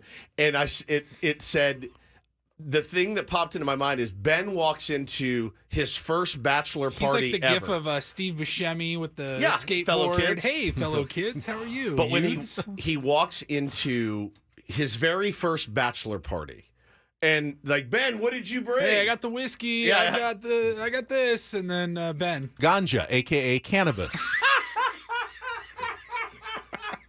What is that from? That was actually a Take on Woods question. Was it really? I believe so, Okay. yeah. Ganja, a.k.a. cannabis, was one of our favorites. So Paulie starts playing all of these. Hawk Tua. I mean, we know we that know where one. that one's from. Hoochie Coo. What in the world? I think that's there's a song, Rock and Roll Hoochie Coo. Oh, yep. Ass Gasket. Ass gasket? That's that was what someone called the protective the rim sheet. for the toilet when you put the little piece of paper. What is it? Ass gasket. I would just play with it constantly. Your son. Could be What was that about? That could be anything. Butt cheeks. These lay me out every single time. Even better poops if you've been having trouble with those. That's the farmer's dog. Farmer's dog. Sure, of course it is. I have frozen my penis. I have no idea. I have frozen my penis for real. Those were not altered, by the way. For real, by the way. For real. For real. For real. Don't know what that was in reference to, actually. Stink fist. Stink fist. Don't know again. Like this isn't AI. I didn't have AI learn Ben's voice. These are in the He said cachet, these. dude. These are Balls all bouncing off my chest and off my arms, my legs, all over the place. That was when we did the seals, and I was in goal. Okay, that makes more sense. That makes more sense. You got a nice thick one as well. Going out for a steak, possibly. Nice thick one. Athletic pubalgia. No idea. I don't remember What that. even is that? I don't know. It sounds like Is it- a medical concern of some. What is it called? It is called Athletic pubalgia. Okay, here it is. It's pubalgia. Pubalgia. I think I stuttered a little. Say it. Play it one more time, Paulie. Athletic pubalgia. Yeah, there's no extra P. It's pubalgia. Pubalgia. It's sports hernia. Sports hernia. That's the Who had official this- name. Somebody had a sports Yeah. hernia, I think. Yeah. All right. I remember talking about how real athletes they get the sports hernia. Yeah, athletic pubalgia. Yeah. Make it rain. I know what that's from. I do remember that. Remember it vividly. Oh God, these are The time we were trying to end the drought in California. He almost just got me. Had a mouthful of water. Holy crap. I mean, we had more where it's just I'm like, Do I don't the- even know how we. Do the noises. Do you remember the noises? Oh yeah. Yeah, Paulie. I mean, we spent 30 minutes in here going over these. Do you have any explanation for yourself, sir? At all? Any explanation for that? Not really, no. What? No recollection? I don't think so. That actually sounds way off mic. So did we get hidden audio of you somewhere? That was like Ben. We made Ben exercise or something. Yeah, I think that And he was... was coming back. He was out of breath, and he just.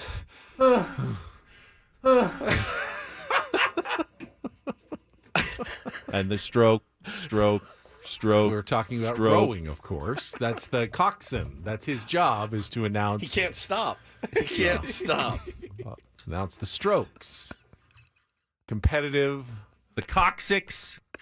That's your tailbone. Polly just has all these just sitting in a file. Cracker.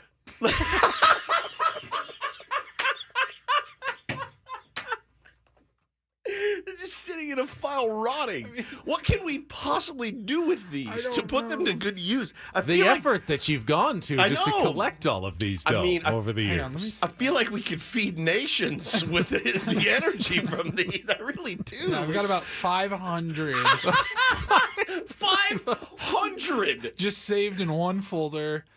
And some of them, we can't even. I don't even know where we got that from. We can't use it. Oh God! All right, look. If this was 1993, and they used to do this, radio station. Remember when radio stations, Ben, used to send out CDs to their audience, like best of CDs? We would put out a Ben Drop CD, and it would sell like at least 500 copies. At least it would be 4 hours of your coccyx and stroke and your noises. Yeah, we need to make a song out of them. Something. It is just incredible. Give it to Daddy. Give it to Daddy. I like that one. Always like that one. Oh, Ben noises instead of Ben likes. Yeah, I'm down. Ben drops. Angina. All right.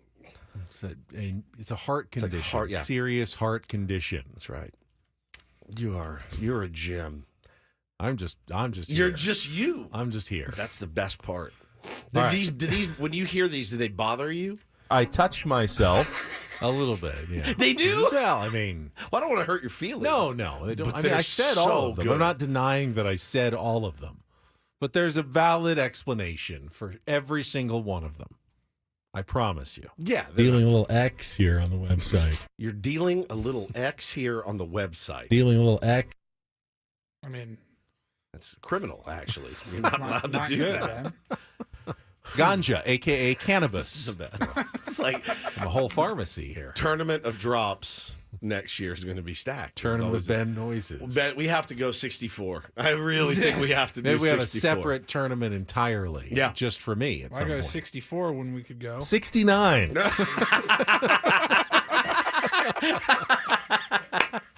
My head hurts. My head hurts.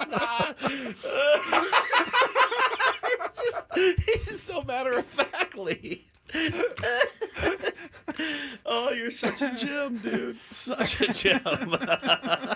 As much as no BS, I can do this for another 45 minutes, but I don't think people would like that. Let's We gotta take a move quick on. timeout. I do have a question for you, a sports-related topic and a parenting topic as well that I want to bring up. We'll get to that coming up next. Back after traffic with more Ben and Woods Summer Break continuing here on San Diego's #1 sports station, 97.3 The Fan.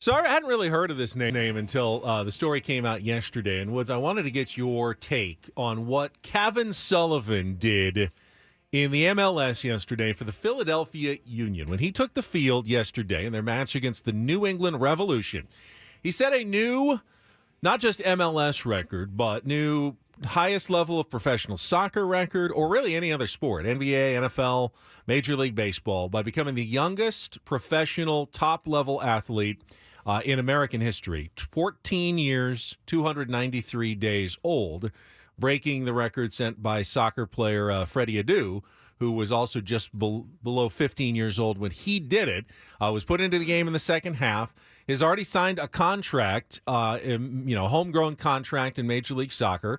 It's a big deal, and it also stipulates that when he turns 18, he will transfer to English Premier League power Manchester City. So his path for, probably the next decade or so is already set in stone, essentially, in contractual ink of what is going to happen. And my question to you is, I guess he did fine. He came in, didn't have a ton of chances at the ball, had a nice run late in the game, ended with a shot on goal from outside the penalty area. His older brother's already on the team. But I guess as a parent, and maybe my thinking has evolved on this, and neither of my boys, going to be a professional athlete. They're not going to the Premier League anytime soon? And as are 99.9% of parents out there, your kids are not ever going to be professional athletes. Right. So it just 14 seems awfully young to put the kind of pressure that we put on pro athletes, especially in this country, and any soccer. They're crazy about soccer in Europe, Manchester City fans. To put that kind of professional level pressure on a 14-year-old, to me, is concerning, actually. What do you feel about it? Even if he seems like he's pretty mature and has handled it really well. I think his brother being on the team is clutch, is about as clutch. I don't know that you could do something like that without it. We have our own, Ethan Salas here in with the San Diego Padres. And, I think there's measures in place to make sure that Ethan is taken care of and covered, and that's smart. That's what you have to do. 14, yeah, man. Does it seem young? Absolutely. I think about my own kids. That would be like Bo going off to play professional sports in 7.5 years or 6.5 years. It's hard for me to wrap my head around, certainly. If he wants it, though, I think the thing. Can you know that that's what you want even at 14, you think? Oh, bro, I don't think there's any question at all. It manifests destiny for some of these kids that know the minute they pick up a bat, a football, a basketball. Especially those guys. The Freddie Adu. He's a year older than me. Now, so Freddie Adu is not. He's not a cautionary tale, but he would never.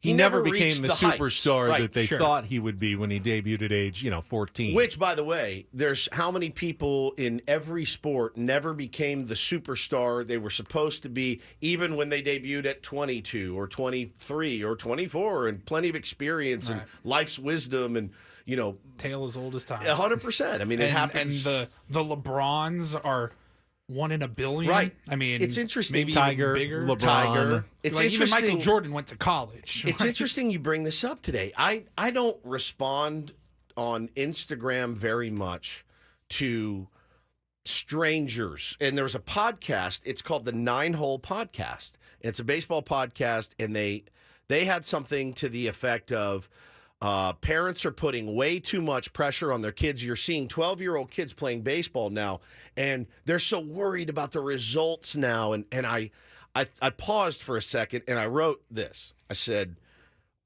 they said, you find these kids stressing about the outcome instead of just playing ball and having fun like we used to. Of course. So, travel ball is serious. But hang on.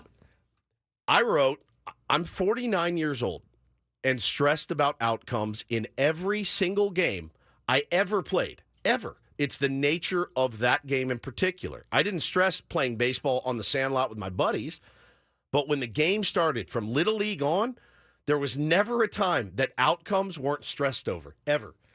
When you put a uniform on and you go out and there's umpires and your folks are in the stands, or if they're not in the stands, and you go up to the plate and you didn't get a hit, I don't remember being like, it's fine, I'm 12, I'm having fun with my friends. No, I was livid, and that's in 1987. But there's nothing wrong with caring about an outcome. I know it. I think at some point we've gotten to the point, hey, winning and losing doesn't matter.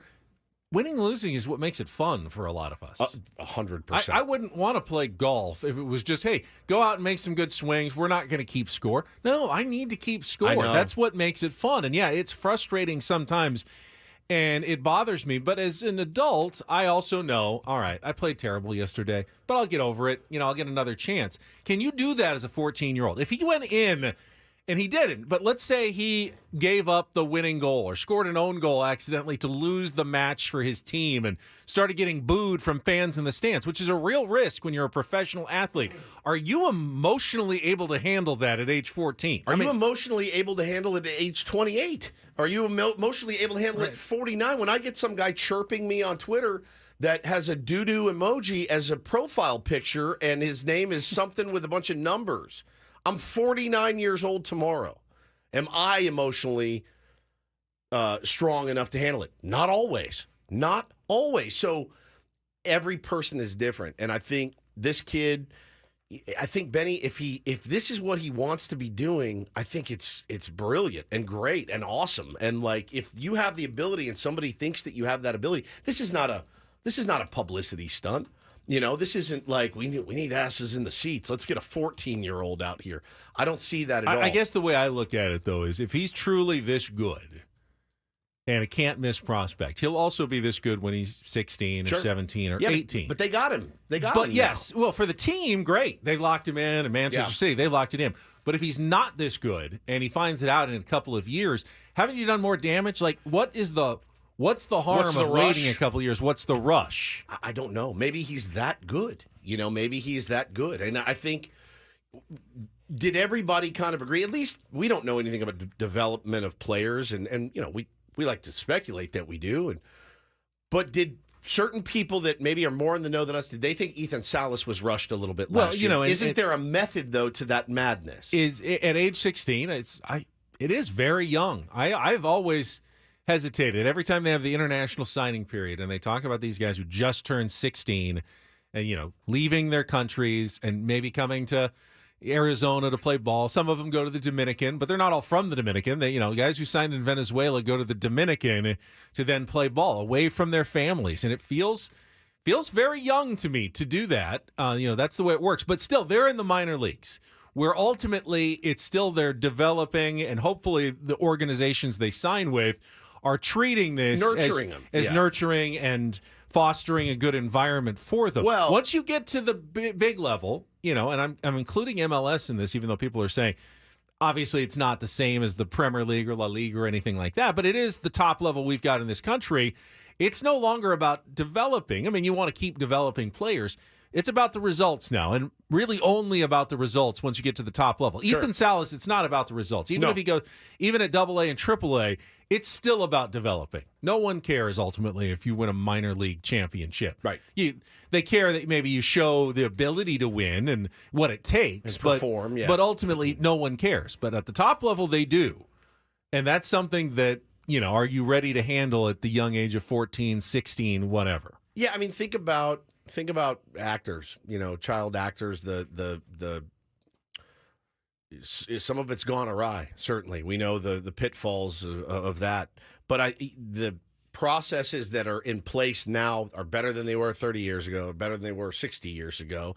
There's an evolution, and hopefully this team is doing everything they can to foster, because he's still a kid. I mean, you have to nurture him through that. And but if he wants it and he has the ability, I'm all for it, man. I really am. I think it's a cool story, and I'm hoping for the best for him. Yeah, of course. And I don't know anything about his parents, but like I just think about my own kids, and if somebody was ready to make the jump, to something special, you warn them, you're there for them, and you let them know it's okay to fail. I mean, it's absolutely okay to fail. You're going to if you're an athlete at any level, but you're right about the pros. It's about results, really, at that point. But there was a reason they brought him up, and it's probably because he's good. And I think in their minds, you're like, he's 14 and he's this developed. He's only going to get better. It doesn't always work that way. But I think it's a pretty cool story. But definitely one to keep your eye on. All right, let's take a quick timeout. When we come back, we rarely do this, but I'm going to open the phones like completely. 833-288-0973. Get the whole. Do you only open them partially sometimes? Well, sometimes I direct you toward a specific topic. Like, hey, we're playing Take on Woods. Like call in three now. lines are open. This is all live. This is pretty much open topics. In fact, I'll steal from Annie and Elston because I like what they do. They call it their AMA, Ask Me Anything. Okay. You can ask us anything you want. It can be Padres related. It can be just stuff about us that you're curious about. Please join us in our next segment. This is summer break. We're trying to be casual. The phone lines are open. 833-288-0973. Get to us. Give us a call next on Ben and Woods, San Diego's #1 sports station, 97.3 The Fan.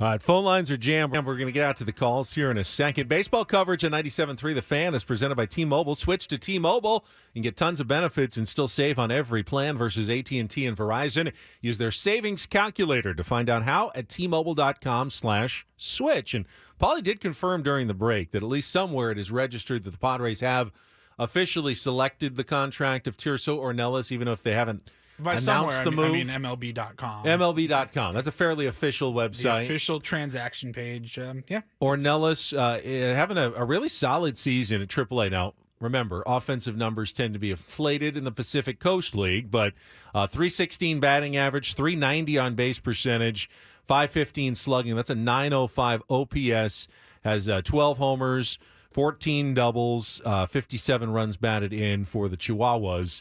So solid season, and now we'll get the opportunity to show his stuff on the big league level to start the second half tomorrow in Cleveland. We need all the help we can get, my friend. All the help we can get. All right, we're going to get out to these phone calls. Ask us anything here, Padres or otherwise, right after a check of traffic on 97.3 The Fan.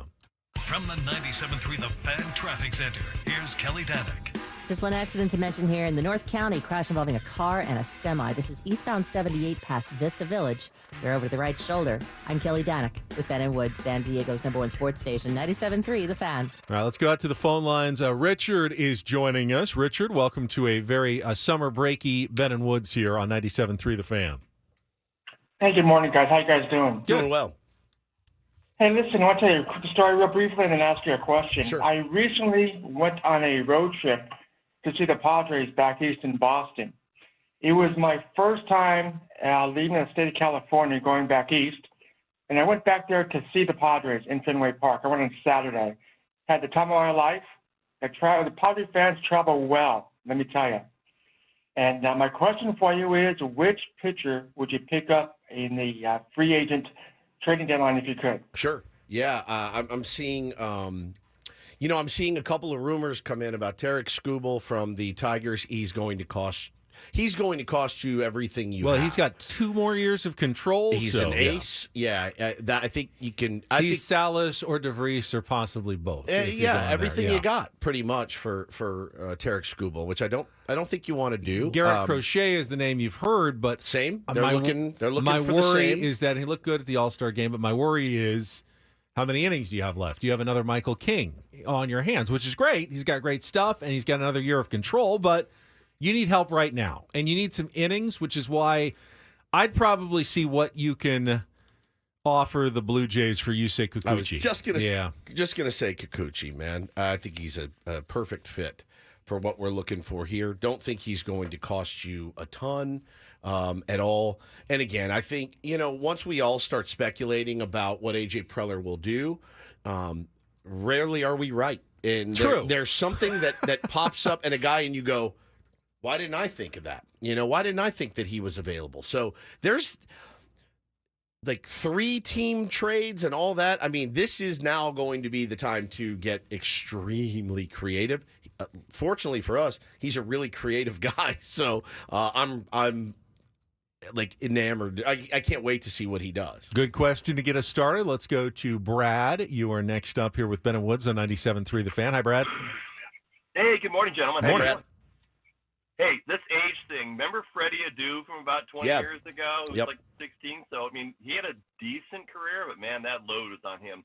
Here's the question with the age thing. Having a daughter that was 14, potentially making the varsity volleyball team, I looked at my wife and I said, hey, she makes that team. Are you going to let her hang around with 17, 18-year-olds and go to their parties? She goes, of course not. She's too young. I go, then you're going to kill her socially.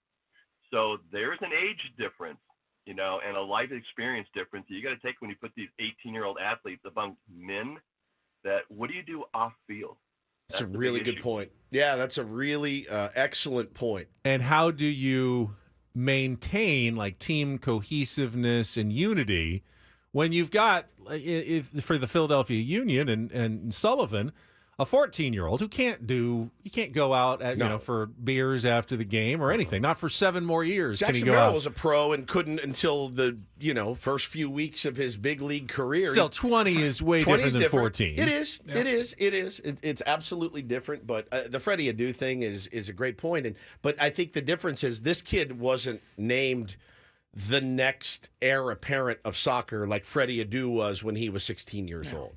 Like we talked about, very few guys. Bryce Harper on the cover of SI, LeBron James, Tiger Woods. Those guys have done it. They've reached the heights, But for every one of those, there's a billion guys that never got close. I didn't think about the social even element of it. I was thinking more professionally and the pressure put on you career-wise. But, yeah, can you maintain your your school friendships? I'm sure he's homeschooled. There's no way he's playing professional soccer and also going to freshman year of high school at the same time. This is like Rookie of the Year, the movie. Remember Rookie of the Year? We had the rubber arm and threw 100. But he had trouble relating to his 34-year-old teammates, obviously. Yeah, Gary Busey as the ace of the staff. Yeah. And Gary Busey. Hey, kid, throw that fastball. Yeah. It's exactly like Rookie of the Year, Gary Busey. The Rocket. Yeah, the Rocket. You get the Rocket. The guy's 65 years old. He's supposed to be a big leaguer. Throw him the high. Stinky. Cheddar. It's a great move. It's a great call, though. The social aspect is kind of, part of what did him in. He missed being a kid. We're taking your phone calls. Ask us anything. 833-288-0973. We got some open lines now. Let's go to Victor. Victor, how are you this morning? Doing well, fellas. Good morning. Good morning, bud. Hey, well, I definitely want to bring it a little bit back towards the Padres. And a great question. I think you guys could definitely dive into this. What do you think would happen to the organization if they happen to miss the playoffs once again this season? I know it's a little unlikely since they play better. No, it's not unlikely. It's not unlikely. More likely man. than unlikely. Yeah, Victor, it's a great question. We talked about it yesterday. We talked about today. Their Fangraphs projections, which is strictly mathematical, analytical odds. Their odds of making the playoffs are, I think it was 39.4%. If there's one, so it's more likely that they don't make the playoffs. But if there's one thing we know about the San Diego Padres, they are, in fact, odds busters, and not always in the best way. Yeah, Fangraphs last year had them projected. I mean, what was their projection at the beginning of the year to make the playoffs? 97%, and we saw it just slide. And so, I made the point earlier. I saw that tweet. 500 baseball since 2021. Where is the magic wand you wave to make sure that doesn't happen in the second half? I don't know that there is one. I don't think you're going to like this answer, Victor, or maybe anyone listening. I think I know what you're going to say, and I agree. But I think if the Padres miss the playoffs, the major consequence will be nothing. I don't even think AJ necessarily loses his job because, for the most part, they're going to want next year to look kind of the same. They're going to have a lot of the same players back. Like Michael King is under control. They've, obviously guys like Manny and, hopefully they're going to hope. Even the new guys, Cease, Arise. Yeah, Cease is back. Arise is back if they don't do anything. And they're going to hope for a healthy year. And they're going to kind of be in win now mode again next year. And the idea will be, hey, this is still AJ's group. These are his guys. Is a different GM really going to make a difference this year? He's under contract. He's under contract. Yeah. My guess, and I know you hate hearing it, but even if a disappointing finish comes for the Padres, they may roll it completely back. Now, question. Mike Schilt has one more. He had a 2-year deal, right? Just a 2-year? I feel like it was a 2-year, so he'll get one more. He might be a lame duck manager coming back. AJ will be close to like a lame duck GM. But they may just roll it back at least one more time and go.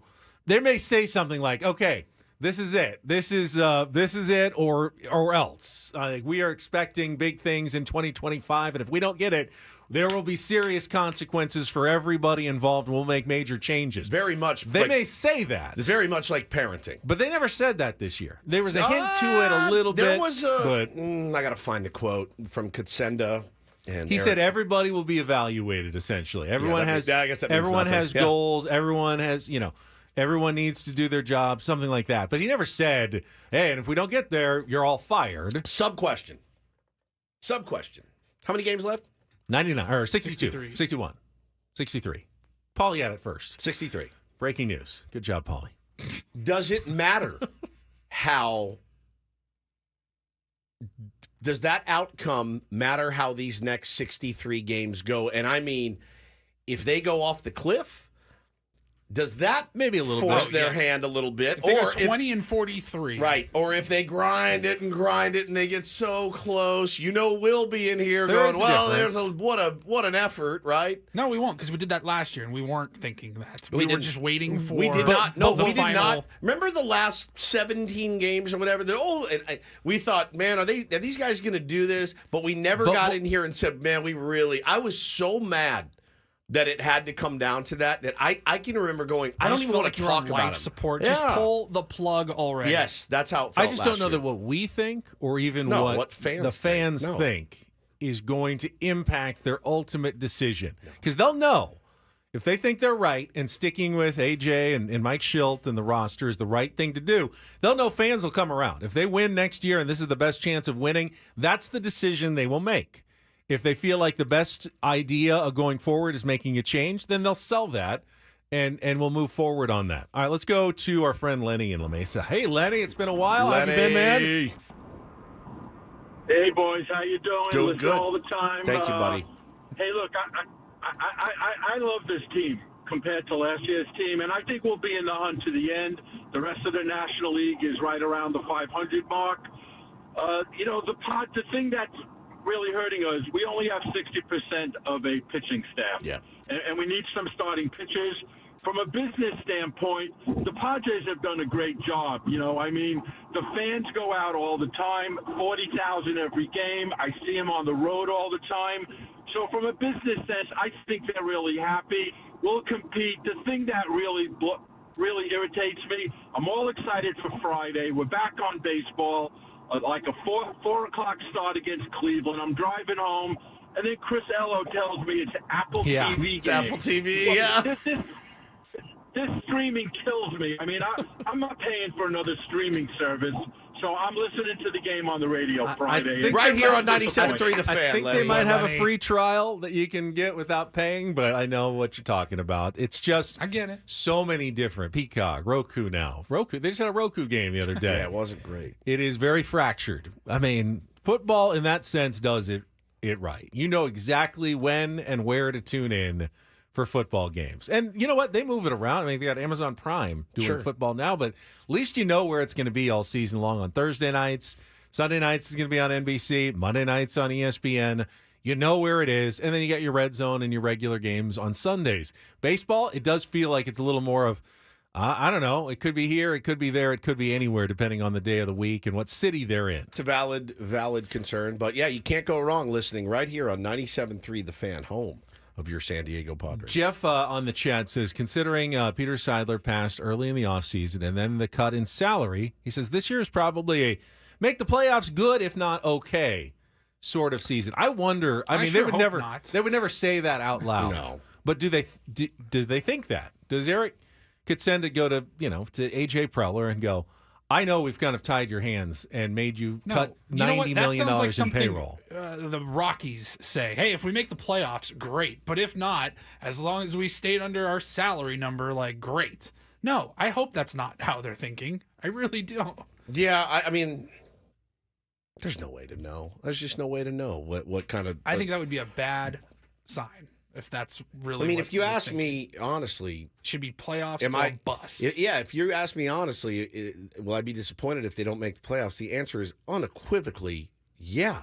And I think probably in the moment I will be of the head should roll variety. That's kind of the headspace I would be in. We've talked about in some ways AJ has done his best work given the limitations, and maybe the limitations are what has brought out some of the best in AJ, his creativity and finding the diamonds in the rough that, other teams didn't find. But at the same time, you throw another $20 million at this payroll, you keep Seth Lugo, maybe sign one more pitcher, you'd be in way better shape right now than you would be. And that has nothing to do with scouting. That has simply to do with your financial decisions that were made even above AJ's head before the season for competitive reasons as well. Remember, it's not simply, hey, we just need to make more money as the San Diego Padres. There are reasons competitively to get under the CBT threshold. Sure. Draft pick penalties, international signing penalties. If you're going to go after Roki Sasaki, you kind of have to get under that tax this year to reset the penalties. Yep. So there are competitive reasons to do so, but it does make the job harder on the major league level. But I mean, I will say this, and you can write it down, mark it down. San Diego Padres, Mike Schilt, AJ Preller, you cannot go off the cliff in the second half again. You just can't do it. People will be, that will be the end of a lot of people's rope. Not that they'll watch, but I think that another drastic meltdown, the clubhouse, whatever it may be, people are going to and be. And Mike Schilt, the one thing he's always been consistent about is that's not going to happen here. We're going to keep getting better. We're going to keep fighting all the way through. And he has a track record that proves that. But a Cardinals team that won 17 in a row to get to the playoffs a couple of years ago. Like I said yesterday, you can have all the want and the goodwill, and I love him and he loves me and he's got my back. You got to have the guns to fight the battle, and I don't know that they do right now today. All right, keep the phone calls coming. 833-288-0973. Paulie's got a couple of headlines to talk about in the Reindl Report next as well. More Ben and Woods on the way on San Diego's #1 sports station, 97.3 The Fan.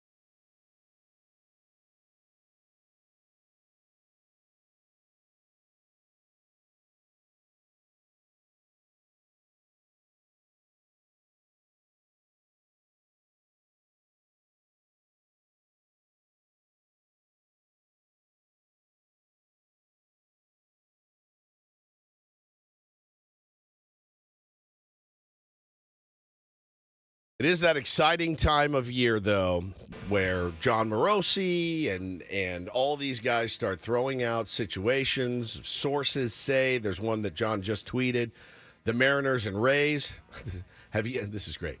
Sources say that the Mariners and Rays have yet to engage in serious dialogue. About Seattle's interest in adding an impact bat, but the teams are frequent trading partners, and talks could advance in the days ahead. Tampa Bay will listen on Arozarena, Yandy Diaz, or Paredes in the right deal.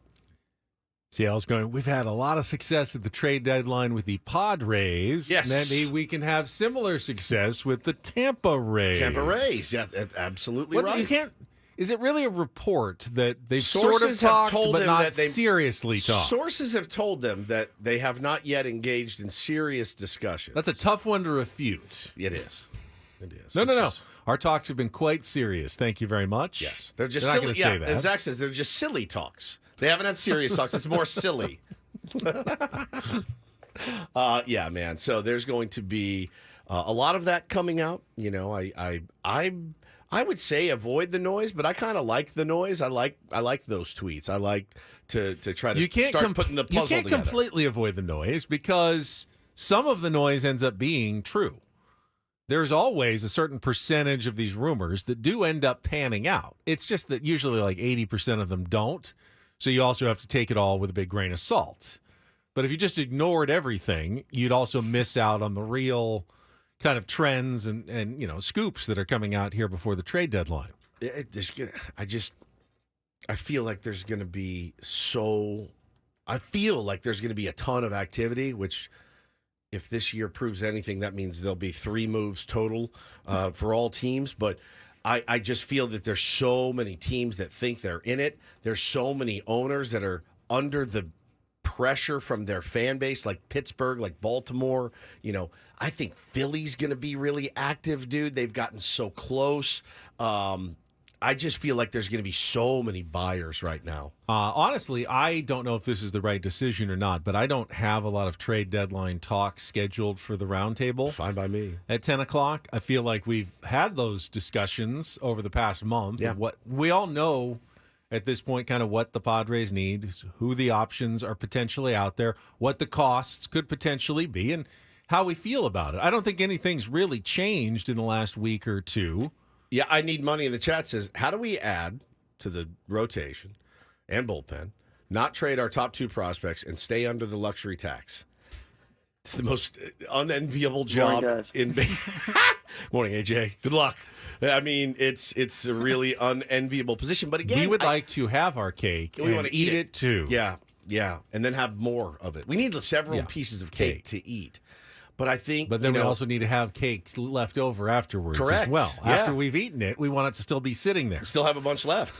Yeah, that's the tough part. And look, again, you can't let AJ Preller off the hook in that this is the corner that he's kind of painted himself into by going out, which we love Luis Ariz, we love Dylan Cease, but we wouldn't be 50-49 without them.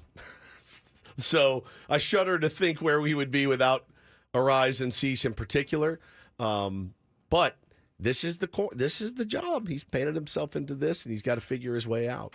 Well, speaking of eating, I believe we have the newest ballpark food extravaganza coming your way. They did it again. As part of this edition of the Reindl Report. And get things started here with our today's edition of the Reindl Report. Now tuned into the greatest. Welcome to the Reindl Report with Paul Reindl. Hi, Paul. All right. 2 stories from the world of sports that we haven't gotten to yet. We'll start off in Major League Baseball. And 1 story that you didn't know you needed. Are you laughing, biatch? It's the Reindl Report. Hey, Paul, how you doing? Okay, how are you? On 97.3 The Fan. Are you ready to bless the mood? I need some help, please. That was good. Can I get a yeah? Oh, yeah. All right. All right. All right. Good morning, my friends. Good morning. How you feeling, guys? Good. Really good. Nice and refreshed from that hypnotherapy this yes. morning? Feel great. Woods. Sleep. Doesn't work. No. All right. You don't know what you're doing? I'm out of hypnosis. I guess not. All right, just checking. What does that red door make you feel? It's maroon, and I hate maroon. It's probably my least favorite color. Maroon. We'll work on that. I can't stand it. Really? Yeah. Maroon. Loathe it. Loathe it. Like USC colors? Like that part of it? I've never liked it. I've just always thought it was not great. You're not a big fan of the band Maroon 5 either. You know that. You know that. I don't mind spending every day. Are they moves like Jagger? Yeah. Yeah. I mean, there's no reason for it. None. There's no reason, for that band. They've made a lot of money and been very successful. It's true. They would say there's probably a reason for that song. I don't get it, man. I do not get it. Talked about it briefly a couple weeks ago. Watched that Nickelback documentary. Like, Yeah. why did they get so much hate? Yeah, Maroon 5 just And skating by. We just They're put like, Maroon 5 on a pedestal. Yeah, 100%. Let's see how many things Flip we can it. make Adam Levine do. Yeah, flip it. That should be flipped. Flipped. I agree. Yeah. All right. Anyways, look, slow week in sports. Wednesday and Thursday of this week, slowest days of the entire year, I think, on the sports calendar. Up but we got a couple stories here. So yesterday, now Ben, did you say this is the last WNBA game for the next few weeks? Yeah, so they have the All-Star break followed by the Olympic break. So I don't think there's another real game for almost like a month. The All-Star break already. WNBA season's not that long. Yeah, that's crazy. The draft was like a month ago. Yeah, it was. Caitlin Clark was playing for Iowa 6 weeks ago. It's like an adult ball season, pretty much. So yesterday in the WNBA, Caitlin Clark made history once again for women's basketball. She had 19 assists in their loss to Dallas. They lost to the Wings 101-93, but she had 19 assists for Indiana, and that is a WNBA record. What are your guys' honest, genuine thoughts on the assist? Is it like, you know how people argue against RBI all the time in baseball? They argue against it. I don't. Hitting with runners in scoring position, driving in runs is hard. It's hard to do. But things have to go your way. Like, is Alec Boehm truly a great RBI man, or he obviously can't do it without the guys in front of him? It's a good question. The assist guy. This is a good question. If I pass it to the best player on my team who makes everything, do I get not, credit? Not all assists are created equal. You're absolutely I right. agree. There's nothing prettier than the guy who drives the lane, does the no-look behind his back feed to a guy who then dunks it. They collapse on him. He throws it behind his back. That's an incredible It's assist. so good. But if I dribble up, Paulie's underneath, and I go, oh, Paulie's got a foot advantage. I throw him the ball, he turns around and drops one in. Or the point guard brings the ball up court and sees Steph Curry wide open, simple pass, 3-ball. That's an assist? Or even worse, you've got like 3 on the shot clock, and you wildly just throw it to someone because you don't want to take the shot, and then they wildly throw it up and make it. You just got an assist for that when your teammate calls it a time bomb. I think assists are important to count. I mean, look, I play a lot of basketball at the recreational level. You get stoked when you get a good assist? Yeah, actually, sometimes. All right. And there's just times where you're like, look, I just don't have it offensively right now. So I'm going, it's another form of an assist. I'm going to be setting off-ball screens, or I'm going to be moving without the ball. And you don't I'm going to lock my guy down defensively because I can't score a lick right now. You don't get that credit for that. You don't get those in the stat book. That's the but I kinda, taking the extra base on a bobble, things like that. Yeah. I think the Caitlin Clark haters, and you know that they're out there, they're very conflicted because they're going, yeah, well, they lost again. So what? She said an individual record. Doesn't matter if your team doesn't have any success. Very selfish of her. But it's an assist record. It's a record passing to other teammates, being unselfish. I bet you there are players, though, where the coach is like, hey, don't pass. I don't want you dishing as much as you're dishing. I need you shooting. No. I'm fine. Triple double. It's awesome, dude. Rebounds are hard Luka's to like get. that. Like he throws a lot of passes that could be more assists, and his teammates don't make the shot. It's like, why don't you just go ahead and take it yourself? By the way, this is not take the hard fade away yourself, Luka. Don't give it to your open teammate. This is not an indictment on Caitlin. I've always had this thought about the assist of like, oh, all right, it's a stat in which you don't have a lot of control. Like I passed the ball, In somebody else made the shot. In hockey, the second guy you get 2 assists. Yeah, it's lacrosse too. You can pass it to someone else who then makes the really good pass to someone for the assist. Same It's with like, lacrosse, yeah. I really didn't do anything at all, but I got credit for an assist. Yep. People in the chat are talking about what about Angel Reese's rebounds? Have you seen this going around? She had a streak of double doubles, but somebody posted, I saw it yesterday, a screenshot of the play-by-play of their game, and it was like Angel Reese missed layup, Angel Reese offensive rebound, Angel Reese missed layup, Angel Reese offensive rebound, Angel Reese missed layup, offensive rebound. She just had a huge size advantage. Yeah. It was just like getting all these offensive. It counts. It counts. It's an offensive rebound. And in some sense, even on defense, the offensive team clears out because they know they can't get it, so Right. they don't even contest it sometimes on the rebound. It gives her a lot of easy rebounds. I do feel like But she has to be Angel Reese for that to happen. This so is she gets incredible. credit for that, This too. is the incredible boomer. I do feel like rebounds in the 80s were a lot tougher to come by than rebounds today. I really do. Not all rebounds are created equally. And either. you're absolutely right, but I do. The incredible boomer You shoot does say the ball from farther away. It's going to be longer, easier rebounds. It's true. Yeah, it's all part of it. But anyways, let's get to the big story here. The Kansas City Royals. They did it again. They've done it again. I saw the post from John Boy Media that says the Royals have unveiled the mother of all ballpark foods. You seen it yet, Ben? Throw it up here. I on our just saw it YouTube about 2 minutes stream. ago. Okay. Yeah. So it's called the Taste of the K Taco. Oh my God. And I don't even know where to begin, but it is it looks like a hot dog. Now, I can't tell if the hot dog's cut up. or John Boy's not, got the description. but it looks like the hot dog is cut up. But it is a hot dog wrapped in a cheeseburger quesadilla, which, again, a lot of questions already. What is a cheeseburger quesadilla? Topped with barbecue brisket, French fries, lettuce, pickled onions, sriracha Cracker Jacks, which I didn't know existed, and barbecue sauce. This thing looks. No, now remember. I don't know why the lettuce is in there. That seems completely It's healthy. superfluous at this point. It's healthy now. Yeah. It's a salad. Lettuce. It's basically a salad. It's healthy. Really? The thing looks. Now again, we did this whole story on the Reese's brisket burger. Right. About, a little 2 years ago, right? Yep. Yeah. And I went There's the one that you had. and I tried it. Yeah. You see that bad boy again. It was cut up Reese's peanut butter cups And inside pulled a pork? pulled pork barbecue sandwich. with bacon bits, which made it, by the way, and barbecue sauce.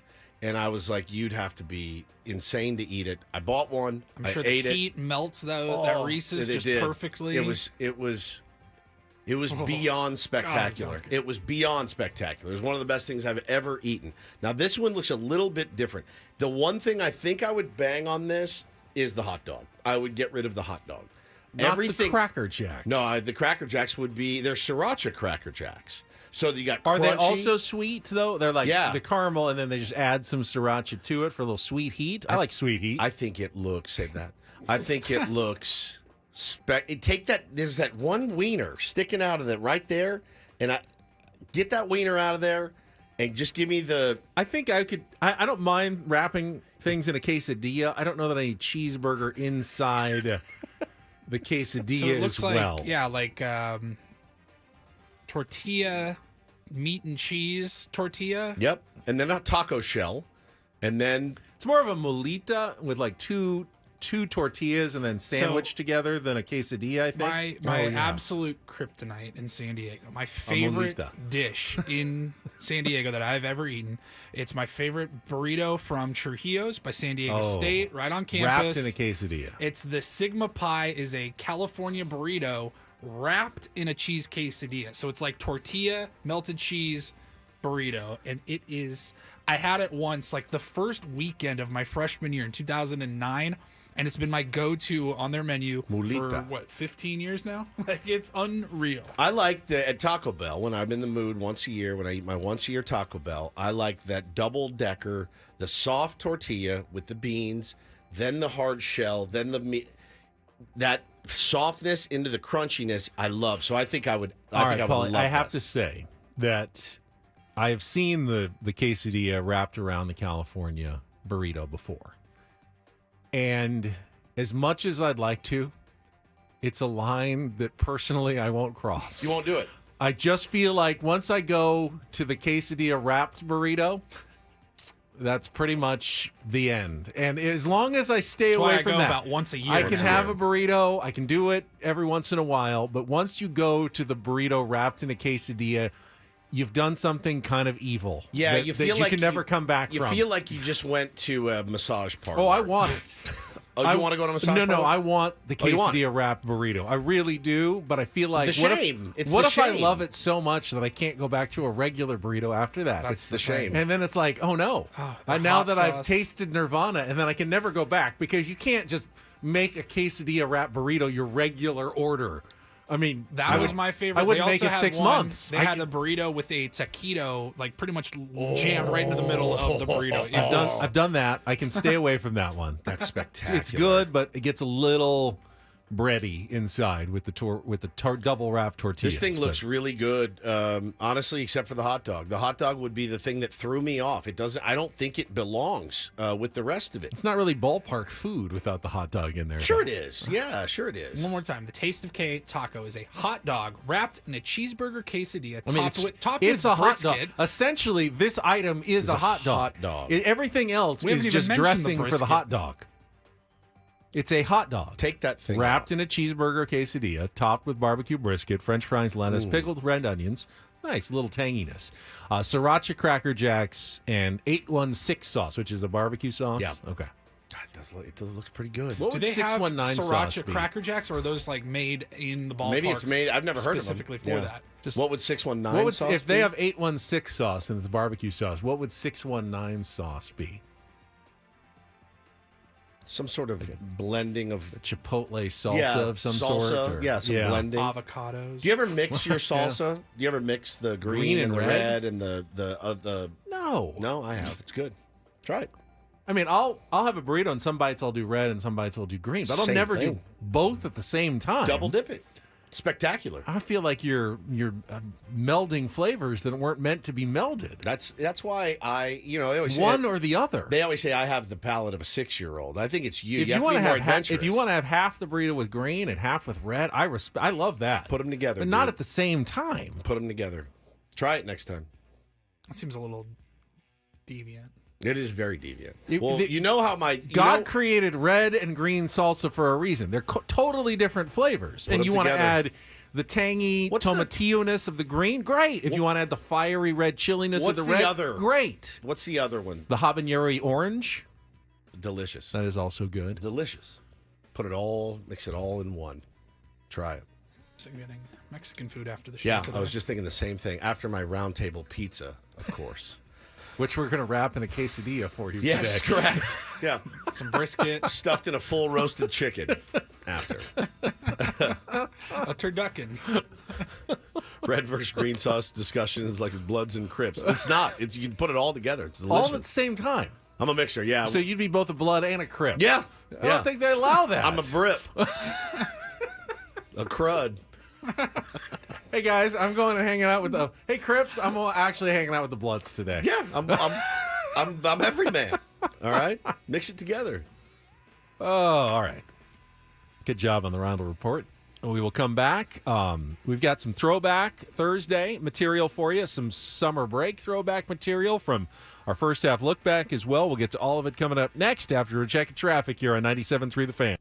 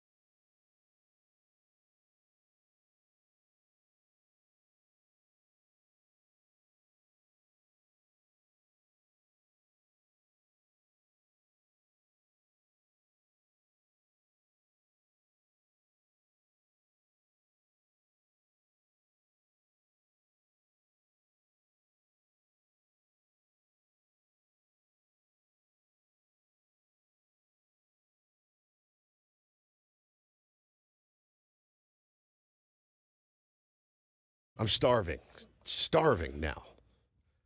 Welcome back to Salsa and Salsa Talk. Oh, you were so Salsa close. and Nice Salsa try. Talk. So close. Welcome back to Sauce and Salsa Talk. It's Ben and Woods here on 97.3 The Fan. There's some mixers in the chat. Well, I get a lot of it. All comes out in the same place in the end. Yeah, it does. I just feel like the flavors are very distinct on the red and green. And I do like them both. But I agreed with one of our listeners who said, yeah, green's better for like carnitas is good with green salsa. If you're going to carne asada, I think red tends to work a little bit better with that. Everyone has their own personal preferences. I just feel like maybe, I don't know, I just feel like it's a totally different sauce if you mix them together. Which is the point. It's I totally guess I'll different. have to try it. Yeah, try it. I think you'll like it. What color does it turn into?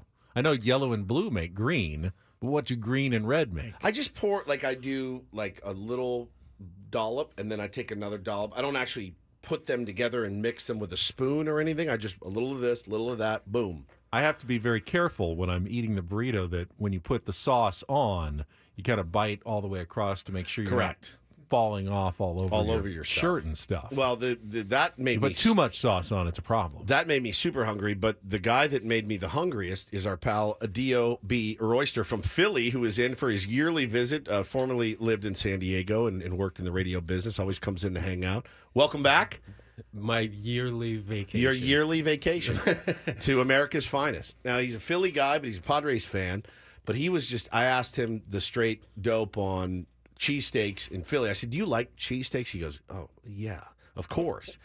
And I said, what's the best? And then you told me, don't go to the two famous places. Yes. Pat and Gino's. Never go to Pat and Gino's. Pat and Gino's are for tourists. Okay. You go to Jim Steaks, preferably on South Street, because they just did the big remodel. But if you want your mind blown, I do. You go to D'Alessandro's Cheesesteaks. It's right in the Italian market. 3 words, guys: garlic bread cheesesteak. The thought of it, Good God. The thought of it makes I'm like, That's the cheesesteak version of a quesadilla wrap burrito right there. How did you gain all the weight? yeah, I You went to take D'Alessandro's. garlic bread and you put the cheesesteak Now, inside so of here's it. the thing, though. Garlic bread, sometimes you get it from the Italian restaurant. You dip it. It's kind of soft. It's like, what's the word? Like, not flaky, but like... super buttery. It's too buttery sometimes, and it's like flaky. I don't think that phrase should exist. Too buttery? Yeah, it's too buttery. It can be too buttery. I don't think so. It can be, but that place has been around long enough to where they get the consistency down each time. But this is not like garlic bread, like Texas toast garlic bread. It's not like that, but they do have, it's like a baguette, I want to say. Yeah. And then they just put garlic bread ingredients on it. Oh my God. Toast it in Butter, the oven. garlic, yeah. sometimes a little cheese, and then add the cheesesteak in between. Do you in Philly? I know they do cheese whiz on Wit whiz. Wit whiz. Yeah, wit whiz or without whiz. Do you put anything else on it? You just go meat, cheese, bread, right? It's just meat, cheese, bread. I've Peppers seen people, and onions is part of the onions, mix. usually. Onions, yes. yeah. I've seen people put lettuce and tomatoes on cheesesteaks, which is just Repulsive. ungodly. Why are you doing that to a perfectly I've good seen food? people put mayo on them, which I can get down with because I like mayo. No. Absolutely not. I can do it. Absolutely not. No. And you don't dip it in anything. No. You don't need to. Although a French dip cheesesteak is probably a good idea. Oh yeah, like an au jus. An au jus would be good. Michelle in chat says D'Alessandro's is fire. Oh my God, I got to get. See, yeah. Ben and Woods trip, man. Next year, Philly. I want to see the ballpark. I want to. Schedule should come out in the next month. I want to so see the crazy next year. fans. It's so far, the flight. The flight is so far. Speaking of Pennsylvania, this week, Cooperstown. That's actually New York, but Yes, it's not even upstate. close. Yeah, upstate New York. Yeah, East Coast. I forgot about the Hall of Fame induction ceremonies this weekend. Speaking of Philadelphia, Cooperstown, Speaking not of anywhere Philadelphia, near it. the White House. You know, I do mess them up in my head because I've been to Little League World Series Which in is in Williamsport, which is Pennsylvania. Pennsylvania. They're actually kind of similar sort of towns in the the back upstate areas of the state. But anyway, I had totally forgotten. Did you remember that this weekend's the Hall of Fame induction? Do you remember who is going in to the Hall of Fame this weekend? 0%. So this weekend they're going to have Sunday as the official induction ceremony, and the class is Adrian Beltre, Love it. Todd Helton, Joe Mauer, and then Jim Leland. the former skipper. Good class. Good class. Really good class. Going in this weekend. I have nothing bad to say. Absolutely. Yeah, I think I remember Hall of when Famers. they were doing, because remember, it was back in January when they announced, and there was some talk about Joe Mauer, who didn't have the length. Yeah, He the had the length girth. of his career. Yeah, the The girth girth, was but not there, the but necessarily not the length of his career. Yeah. But as good of catching seasons as anyone has really ever had. He was awesome. Just didn't put up the 20-year numbers Right. that some guys do to get to the Hall of That's Fame. right. Todd Helton, we got to see, and his numbers, some people said inflated by Coors Field, Still gotta but hit he the was ball, he dude. was really good God, everywhere. He was good. Still got to hit the ball. And Adrian Beltre was one of those guys who, Love when you put his career all together, unbelievably spectacular Staggering. career. You never Like thought sneaky, quiet. yeah, because you good. never thought of Adrian Beltre. I mean, he was an all-star, but you never thought, oh, he's the best player in baseball. He was staggering. But you never thought that about Adrian Beltre at any moment. You always fit. He's probably one of the best players, 2 or 3 players on that team we're playing right now. But you never went, ooh, Adrian Beltre is coming to town. We're going to get to see the best player in baseball this week. Man, one of our beloved Manny Machado's favorite third baseman of all time as well. He is Beltre. I was in Texas for some of his run, and yeah, he's beloved by the players. Oh my God, like one of the best teammates and guys of all time. So I'm excited to see these dudes. And he was for me, he was like he reminds me of Profar. Intense, super intense, but he had a good smile and was a really had a lot of fun playing the game of baseball, which I always admired. So going to be really really cool to see that this weekend. What was Leland, his I love. what was his quirky thing? Don't His touch head. him in the head. Can't touch his head. Just later after the show, Ben, go on YouTube and type in Adrian Beltre, Elvis Andrews. Yeah. There's like 10-minute long running videos bit. of those two guys. Like no teammates have ever loved each other more than those two in particular. For sure. And they would mess with each other. Like there'd be a high pop fly to short, and Beltre would move about 5 feet to Andrews' right And pretend to catch he it. was going to catch it and try to throw him off. It made me nervous every time he did. I'm like, stop, dude, you're gonna kill me. They'd have a pitcher's meeting on the mound, making a pitching change, and all the guys, the whole infield would be in there, and Elvis Andrews would come up and just try to grab Beltre's head, and he'd throw It's his like glove kind of at me him. touching you. Yeah. Like you hate to be touched. And I like to give you So hugs. That's a good fun. point. Yeah. In Very fact, much like that. I would say watch that before the induction, the Hall of Fame ceremony this weekend, because I guarantee you Elvis Andrews will be a part of Adrian Beltre's speech. His traveling or- party or something. Yeah. I just looked up a story, and this quote Introducing from him. Joey Gallo's stands out. He says, Adrian Beltre is never actually really mad at anyone. He's fake mad a lot. He's So- fake mad a lot. I love that. Fake mad. I love it. It's greatness. All right, we have one segment left, and then, of course, a roundtable. We're going to throw it back on a Thursday, a little Grand Slam talk. If you remember, something that Paulie's pulled from the archive. So we'll get to that coming up next with Ben Woods on San Diego's #1 sports station, 97.3 The Fan.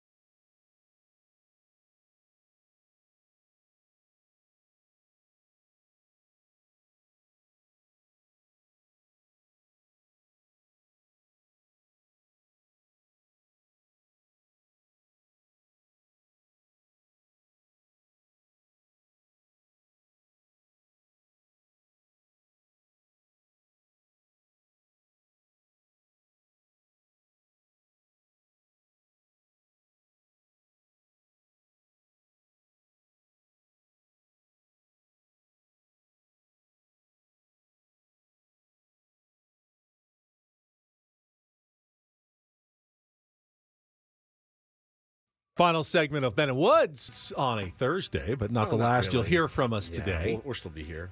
I assume the rest of the gang is on their way in and gathering in our soundstage, where we'll do the roundtable coming up from 10 to 11 o'clock this morning, minus, of course, Tony Gwynn Jr., or is he going to be here? I don't know. They're flying out, I would assume, to Cleveland today. You don't wait until the last minute. Padres have a game tomorrow, so my guess is that there's some travel going on with the San Diego Padres today. I don't know what their schedule is. I'm assuming, no.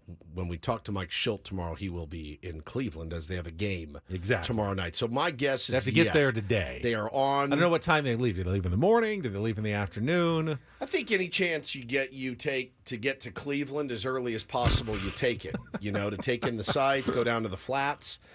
Flats are actually a really fun part of Cleveland. Cleveland's not that bad. And Been there once. They have a Rock and Roll Hall of Fame. It's phenomenal. So much fun. So much fun. It's a really cool looking building. Yeah. It's incredible.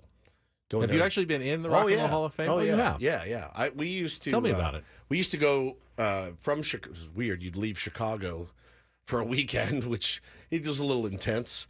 Go to Cleveland, go down to the flats, hang out, and then, which is like a bar area on the water. And then we went to the Rock and Roll Hall of Fame because I had to go, and it was awesome. I mean, you're like, oh, that's Keith Moon's drums. Like, it's just, if you like halls of fames, then that's one for you. Well, it's one for me. I think it's just halls of fame. Yeah. Halls of fames. Like many holes fames. in one. Holes in one. Holes in ones. Halls of fame. Halls of fame. It's a good one. It's a really good one. They do a good job. This is 25 years ago, so I'm sure now. They're like, you can actually be Jimmy Page. Like, wear his guitar. I have no idea what it's like now, but it was great then. It's a ballpark I wouldn't mind seeing. Progressive Field, formerly Jacobs Field. The Jake was definitely one of the first of the retro type ballparks that really revolutionized baseball. Had, of course, an influence on Petco Park. Petco Park, I think, straddles the line between the old and the new really, really well. Yeah. It's not a full old-timey ballpark. It's very modern and new, but it's also got some of that older look, especially with the Western Metal Supply Company and such. America's best ballpark. They do it really well. They do. They wouldn't have that without Camden Yards and Jacobs Field were two of the first that changed things from cookie-cutter, round stadiums to the new style that we have come to enjoy now. I would trade Petco Park's look and ambiance for the record of the Cleveland Guardians right now, though. 19 games over 500. It's staggering. What a great job Stephen Vogt has done and the team. And Jose Ramirez, it's one of those guys where, like, we're playing them, and I hope he goes 0 for 12 this weekend. But a guy that every time I watch play, I'm like, he's absolutely elite, and I love everything about him. And they got a couple guys on that team I really enjoy watching play. Stephen Kwan's another one. It's going to be a tough series. All right, we'll talk about it more tomorrow. And again, Mike Schilt will join us at 9 o'clock in the Manager's Report. Right now, though, we'll check of traffic, and then we get some Throwback Thursday fun for you on the other side here on 97.3 The Fan. From the 97.3 The Fan Traffic Center, here's Kelly Danick. Wrapping up our morning drive with a car fire northbound side of the 125 before Lemon. It's got the slow lane blocked. And heading up the coastline northbound 5 before La Costa. Watch out for a bumper in the HOV lane. I'm Kelly Danick with Ben and Woods, San Diego's #1 sports station, 97.3 The Fan. All right, Paulie, what have you pulled from the archives for us today? Let's see. We are going back to early April, the beginning of the Padres season. This is earlier this year. We're doing this year. Yeah, we're doing a first half review of Throwback Thursday. It's kind of a Throwback Thursday, but we've been doing the first half Ben and Woods look backs, fun moments in Ben and Woods history for this year. And let me pull up the call. We had a grand slam from Jurix and Profar earlier in the year. I believe it was April 7th. And, of course, when we have a big moment, we like to go and pull all the calls, right? And it's Don, it's Jesse, maybe you get the opposing team, we'll get Eddie Ortega, and, of course, we get our friends from the Korean broadcast. And so we played Profar's Grand Slam. I'll play it back for you here. This was April 6th against the Giants. 주릭슨 프로파 6번 타자. 초구를 당겼습니다. 오른쪽 높게 그리고 멀리 펄펄. 야! 안쪽이에요. 이스트 프로파의 그랜드 슬램이 터집니다. 스코어 4대0. 야, 프로파도 시즌 한 2자리 정도면 칠 수는 있거든요. 네. 한 방 보여줬어요. Incredible. I And, don't need know more. if those are the same guys that we heard later in the season, though. I don't either. I'm but not even sure. They're all elite. Yeah. Every call from the Korean folk are just phenomenal. So I believe that was on a weekend, and because we came in a couple of days later, and well, did this segment. And so I'm wondering, do they have a boss that's like, hey, he's making the call? Or is their boss just like, hey, do whatever you guys want? Do whatever you guys want. Because, like, all right, Ben, do some play-by-play for this home run, and I'll be his partner. And you make the noises in the background. Hold on, one sec. Ready? I'm gonna, because like they just talk over each other the whole time. It's so good. All right, here we go. Bases loaded. Here's the pitch to Profar. Swung on and driven deep and high down the right field line. Is it going to stay fair? On your way Is it into long work and enough? you want to It keep is. listening to us, even after you park the car, it's the Odyssey app and Odyssey.com. For Jerks and Profar. You can. is Just the download Padres. the app or Yeah. visit Take a Odyssey.com. 4-0 Search lead. Take 97.3 your The shot. Fan. Jerks and And click on our Profar. He show. rounds the bases. Download the Odyssey Padres app with today some to get early started. Offense in this game.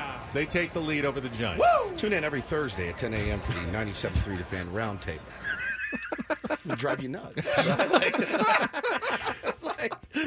I love it. Everybody just talking over each other. If I was their boss, I'd be like, fellas, you got to come in here for a minute and have a little conversation. Can we do hand signals, some sort of cue?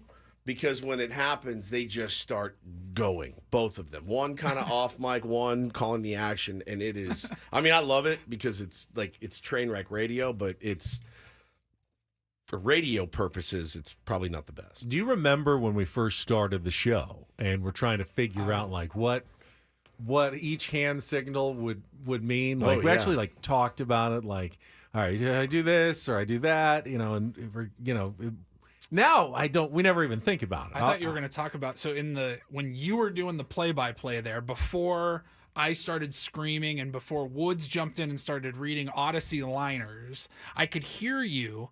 You had a callback to one of our earlier moments as a show. You said, take your trot, Jerks and take your trot. Profar. And that was when we tried to all do our own home run calls. What would our home run calls be? Our signature catchphrase, and yours was "Take your trot, Franchi Cordero." That's right. But no, back in those, I'll never forget the first week on the air on the very first show I was on. The first time I got the hand to my face, and then one hand to your face I was like, oh. Then you would get the two hands out, and it was like, I'll just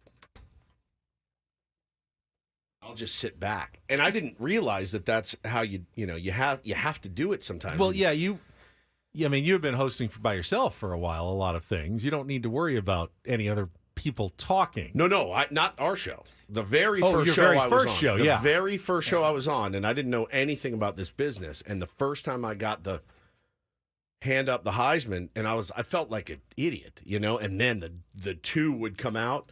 When the two came out, it was like, go ahead, And I took it personally, but then you realize it's actually better. You need let me get through this. Do I not do it enough? I don't think any of us do it enough. I also don't want you to feel bad if I'm trying to cut you off, Woods. I don't feel like your contributions are less valuable. No, you need to stop talking so I can start talking. That's not what's going on. No, but after a while, the chemistry starts to kick in, and I can look at your face and go, he's ready, or I'm ready, whatever. So you have to do that. We do that with interviews a lot. Hey, I got one little follow-up. I'll give you the little pinch, like the hang one Reset sec. the name of this guest. Reset is the a little name, finger, wrap or it up, wrap it up as wrap a it bigger finger swing. You guys remember when Ben got chewed out at our old chewed station? Chewed out. I tried to give because our old executive producer a hand signal, and he was livid about it. We did a hand signal. We'd go like this to each other quietly off the air that said, hey, reset. Well, tell everybody what you're doing. You're rolling your hands over each other, traveling. Hey, traveling, whatever. And it was that was reset the subject. Yeah, reset. Hey, we're talking to, whoever the hell we talked It was, to. It's been a while. We have Natron means. Yeah, new listeners are popping in. They hear a voice that's unfamiliar. Part of radio mechanics is you should probably, 2 or 3 But it times doesn't even during have the to interview. be with an interview. It could just be like, anyways, we're talking about the Padres, top 10 draft picks Right. or whatever. And our old boss was talking, and he saw Ben give that hand signal to Woods saying, hey, when you come back, reset. When he's done talking, reset what we're discussing here for the audience. You got your ass chewed. He thought he was telling him to, hey, Wrap wrap it up. idiot. And after the show, he left, first of all. He did not come back to the show that morning. Yeah. He just went in his office and did not talk to us the rest of the day. And then we had one of our daily show meetings that we had to do in the boss's office every single day after our show. And he ripped into Ben, the likes of which you have never seen. It's almost certainly the maddest a boss has ever been at me in my life. 100%. And it was the most, we're like, oh, you don't no. Oh, no. I'm not trying to tell you you don't get it, but It's you called don't get it. reset, bro. You're misinformed. It was not directed at you at all. It was actually talking to Woods. The trauma that we've endured in this job is staggering. When I don't let myself think about it very much, because I never had a panic attack in my life till I started working in radio. And it was a jarring moment for me. Jarring. I'm used to usually just getting praise from and it's just pretty much how it's on. So to really be like have an angry man chewing me out so about work. mad at you. Oh, he was so and when I explained what he thought I was doing, I could see, okay, that would be very rude if I had just done that in the middle of what he was saying. Wrap it up. Yeah, you idiot, wrap it up. We don't want to hear we don't want to hear anything you want to say. Come on, just wrap it up. If that's what he thought, I can understand why he took offense to it, even though that wasn't my intention at all. Yeah, you're going to want to get clarification on something first before you go chewing somebody out like that. Guys, again, I had blocked that from my memory. And I think to his credit, after we explained it, he did kind of cool off. Well, what's the alternative? You can't still be mad. Have you met people before? I've met once people. you're mad, they just stay mad, no matter what, for the rest of their lives. No, some people have a problem admitting I might have been wrong there. Correct. Yeah, 100%. Oh, my God, I'd forgotten about that. Yeah, the hand signals. We don't really have to do them during the roundtable because you go to people. Not much. Sometimes right at the end, if I know, because we got the hard out 1 hour of commercial-free radio, and I'll have to all right, we got keep it short sort of thing, and I'll give a look at least, or I'll even say out loud, hey, you have 30 seconds for this last answer, just because I know we're approaching the end of the hour. And we are approaching the end of this hour. We are. Only to go and do another hour right now. But I don't know. Stay tuned. Keep the local listings for when the next roundtables are going to be, because the schedule gets weird. There's a morning game next Thursday. Shut up. And then we talked about a special roundtable for the trade deadline while you're gone. Shut up. So you don't think he would move it to a Wednesday or we're off early next week. Friday? That's what I'm saying. Next You don't Thursday. think he'll move it? It's not like it's set in stone. No, it's I'm about to chew your ass out after this. What do you show think right he does? now. He's not going to notice? That's our hope, but I certainly wouldn't bring that was ever gonna attention happen. to it. They play at 9:05 next Thursday. He's the guy. He's going to make them do a roundtable at 2 o'clock. Next Thursday, we'll already be in the third or fourth inning. At this point. He's the kind of guy that's like, hey, you forgot to give out homework, teacher. He's going to text Adam, hey, I just noticed the schedule is pretty light. Should we move it to a Tuesday or Wednesday? Which he's going to do. No, I can't move it to a Tuesday. I'm busy that day. I'm washing my hair. I am slammed that day. All right, I'll see you in a minute. We've got something fun tomorrow morning. Woods has got planned. It is also birthday? someone's My birthday tomorrow. Yeah, oh, boy. And we got some surprises for Woodsy. So that is coming up tomorrow with Ben and Woods. Thanks to Paulie, as always. We'll talk to you on the roundtable coming up next year on San Diego's #1 sports station, 97.3 The Fan. Talk to you in a minute.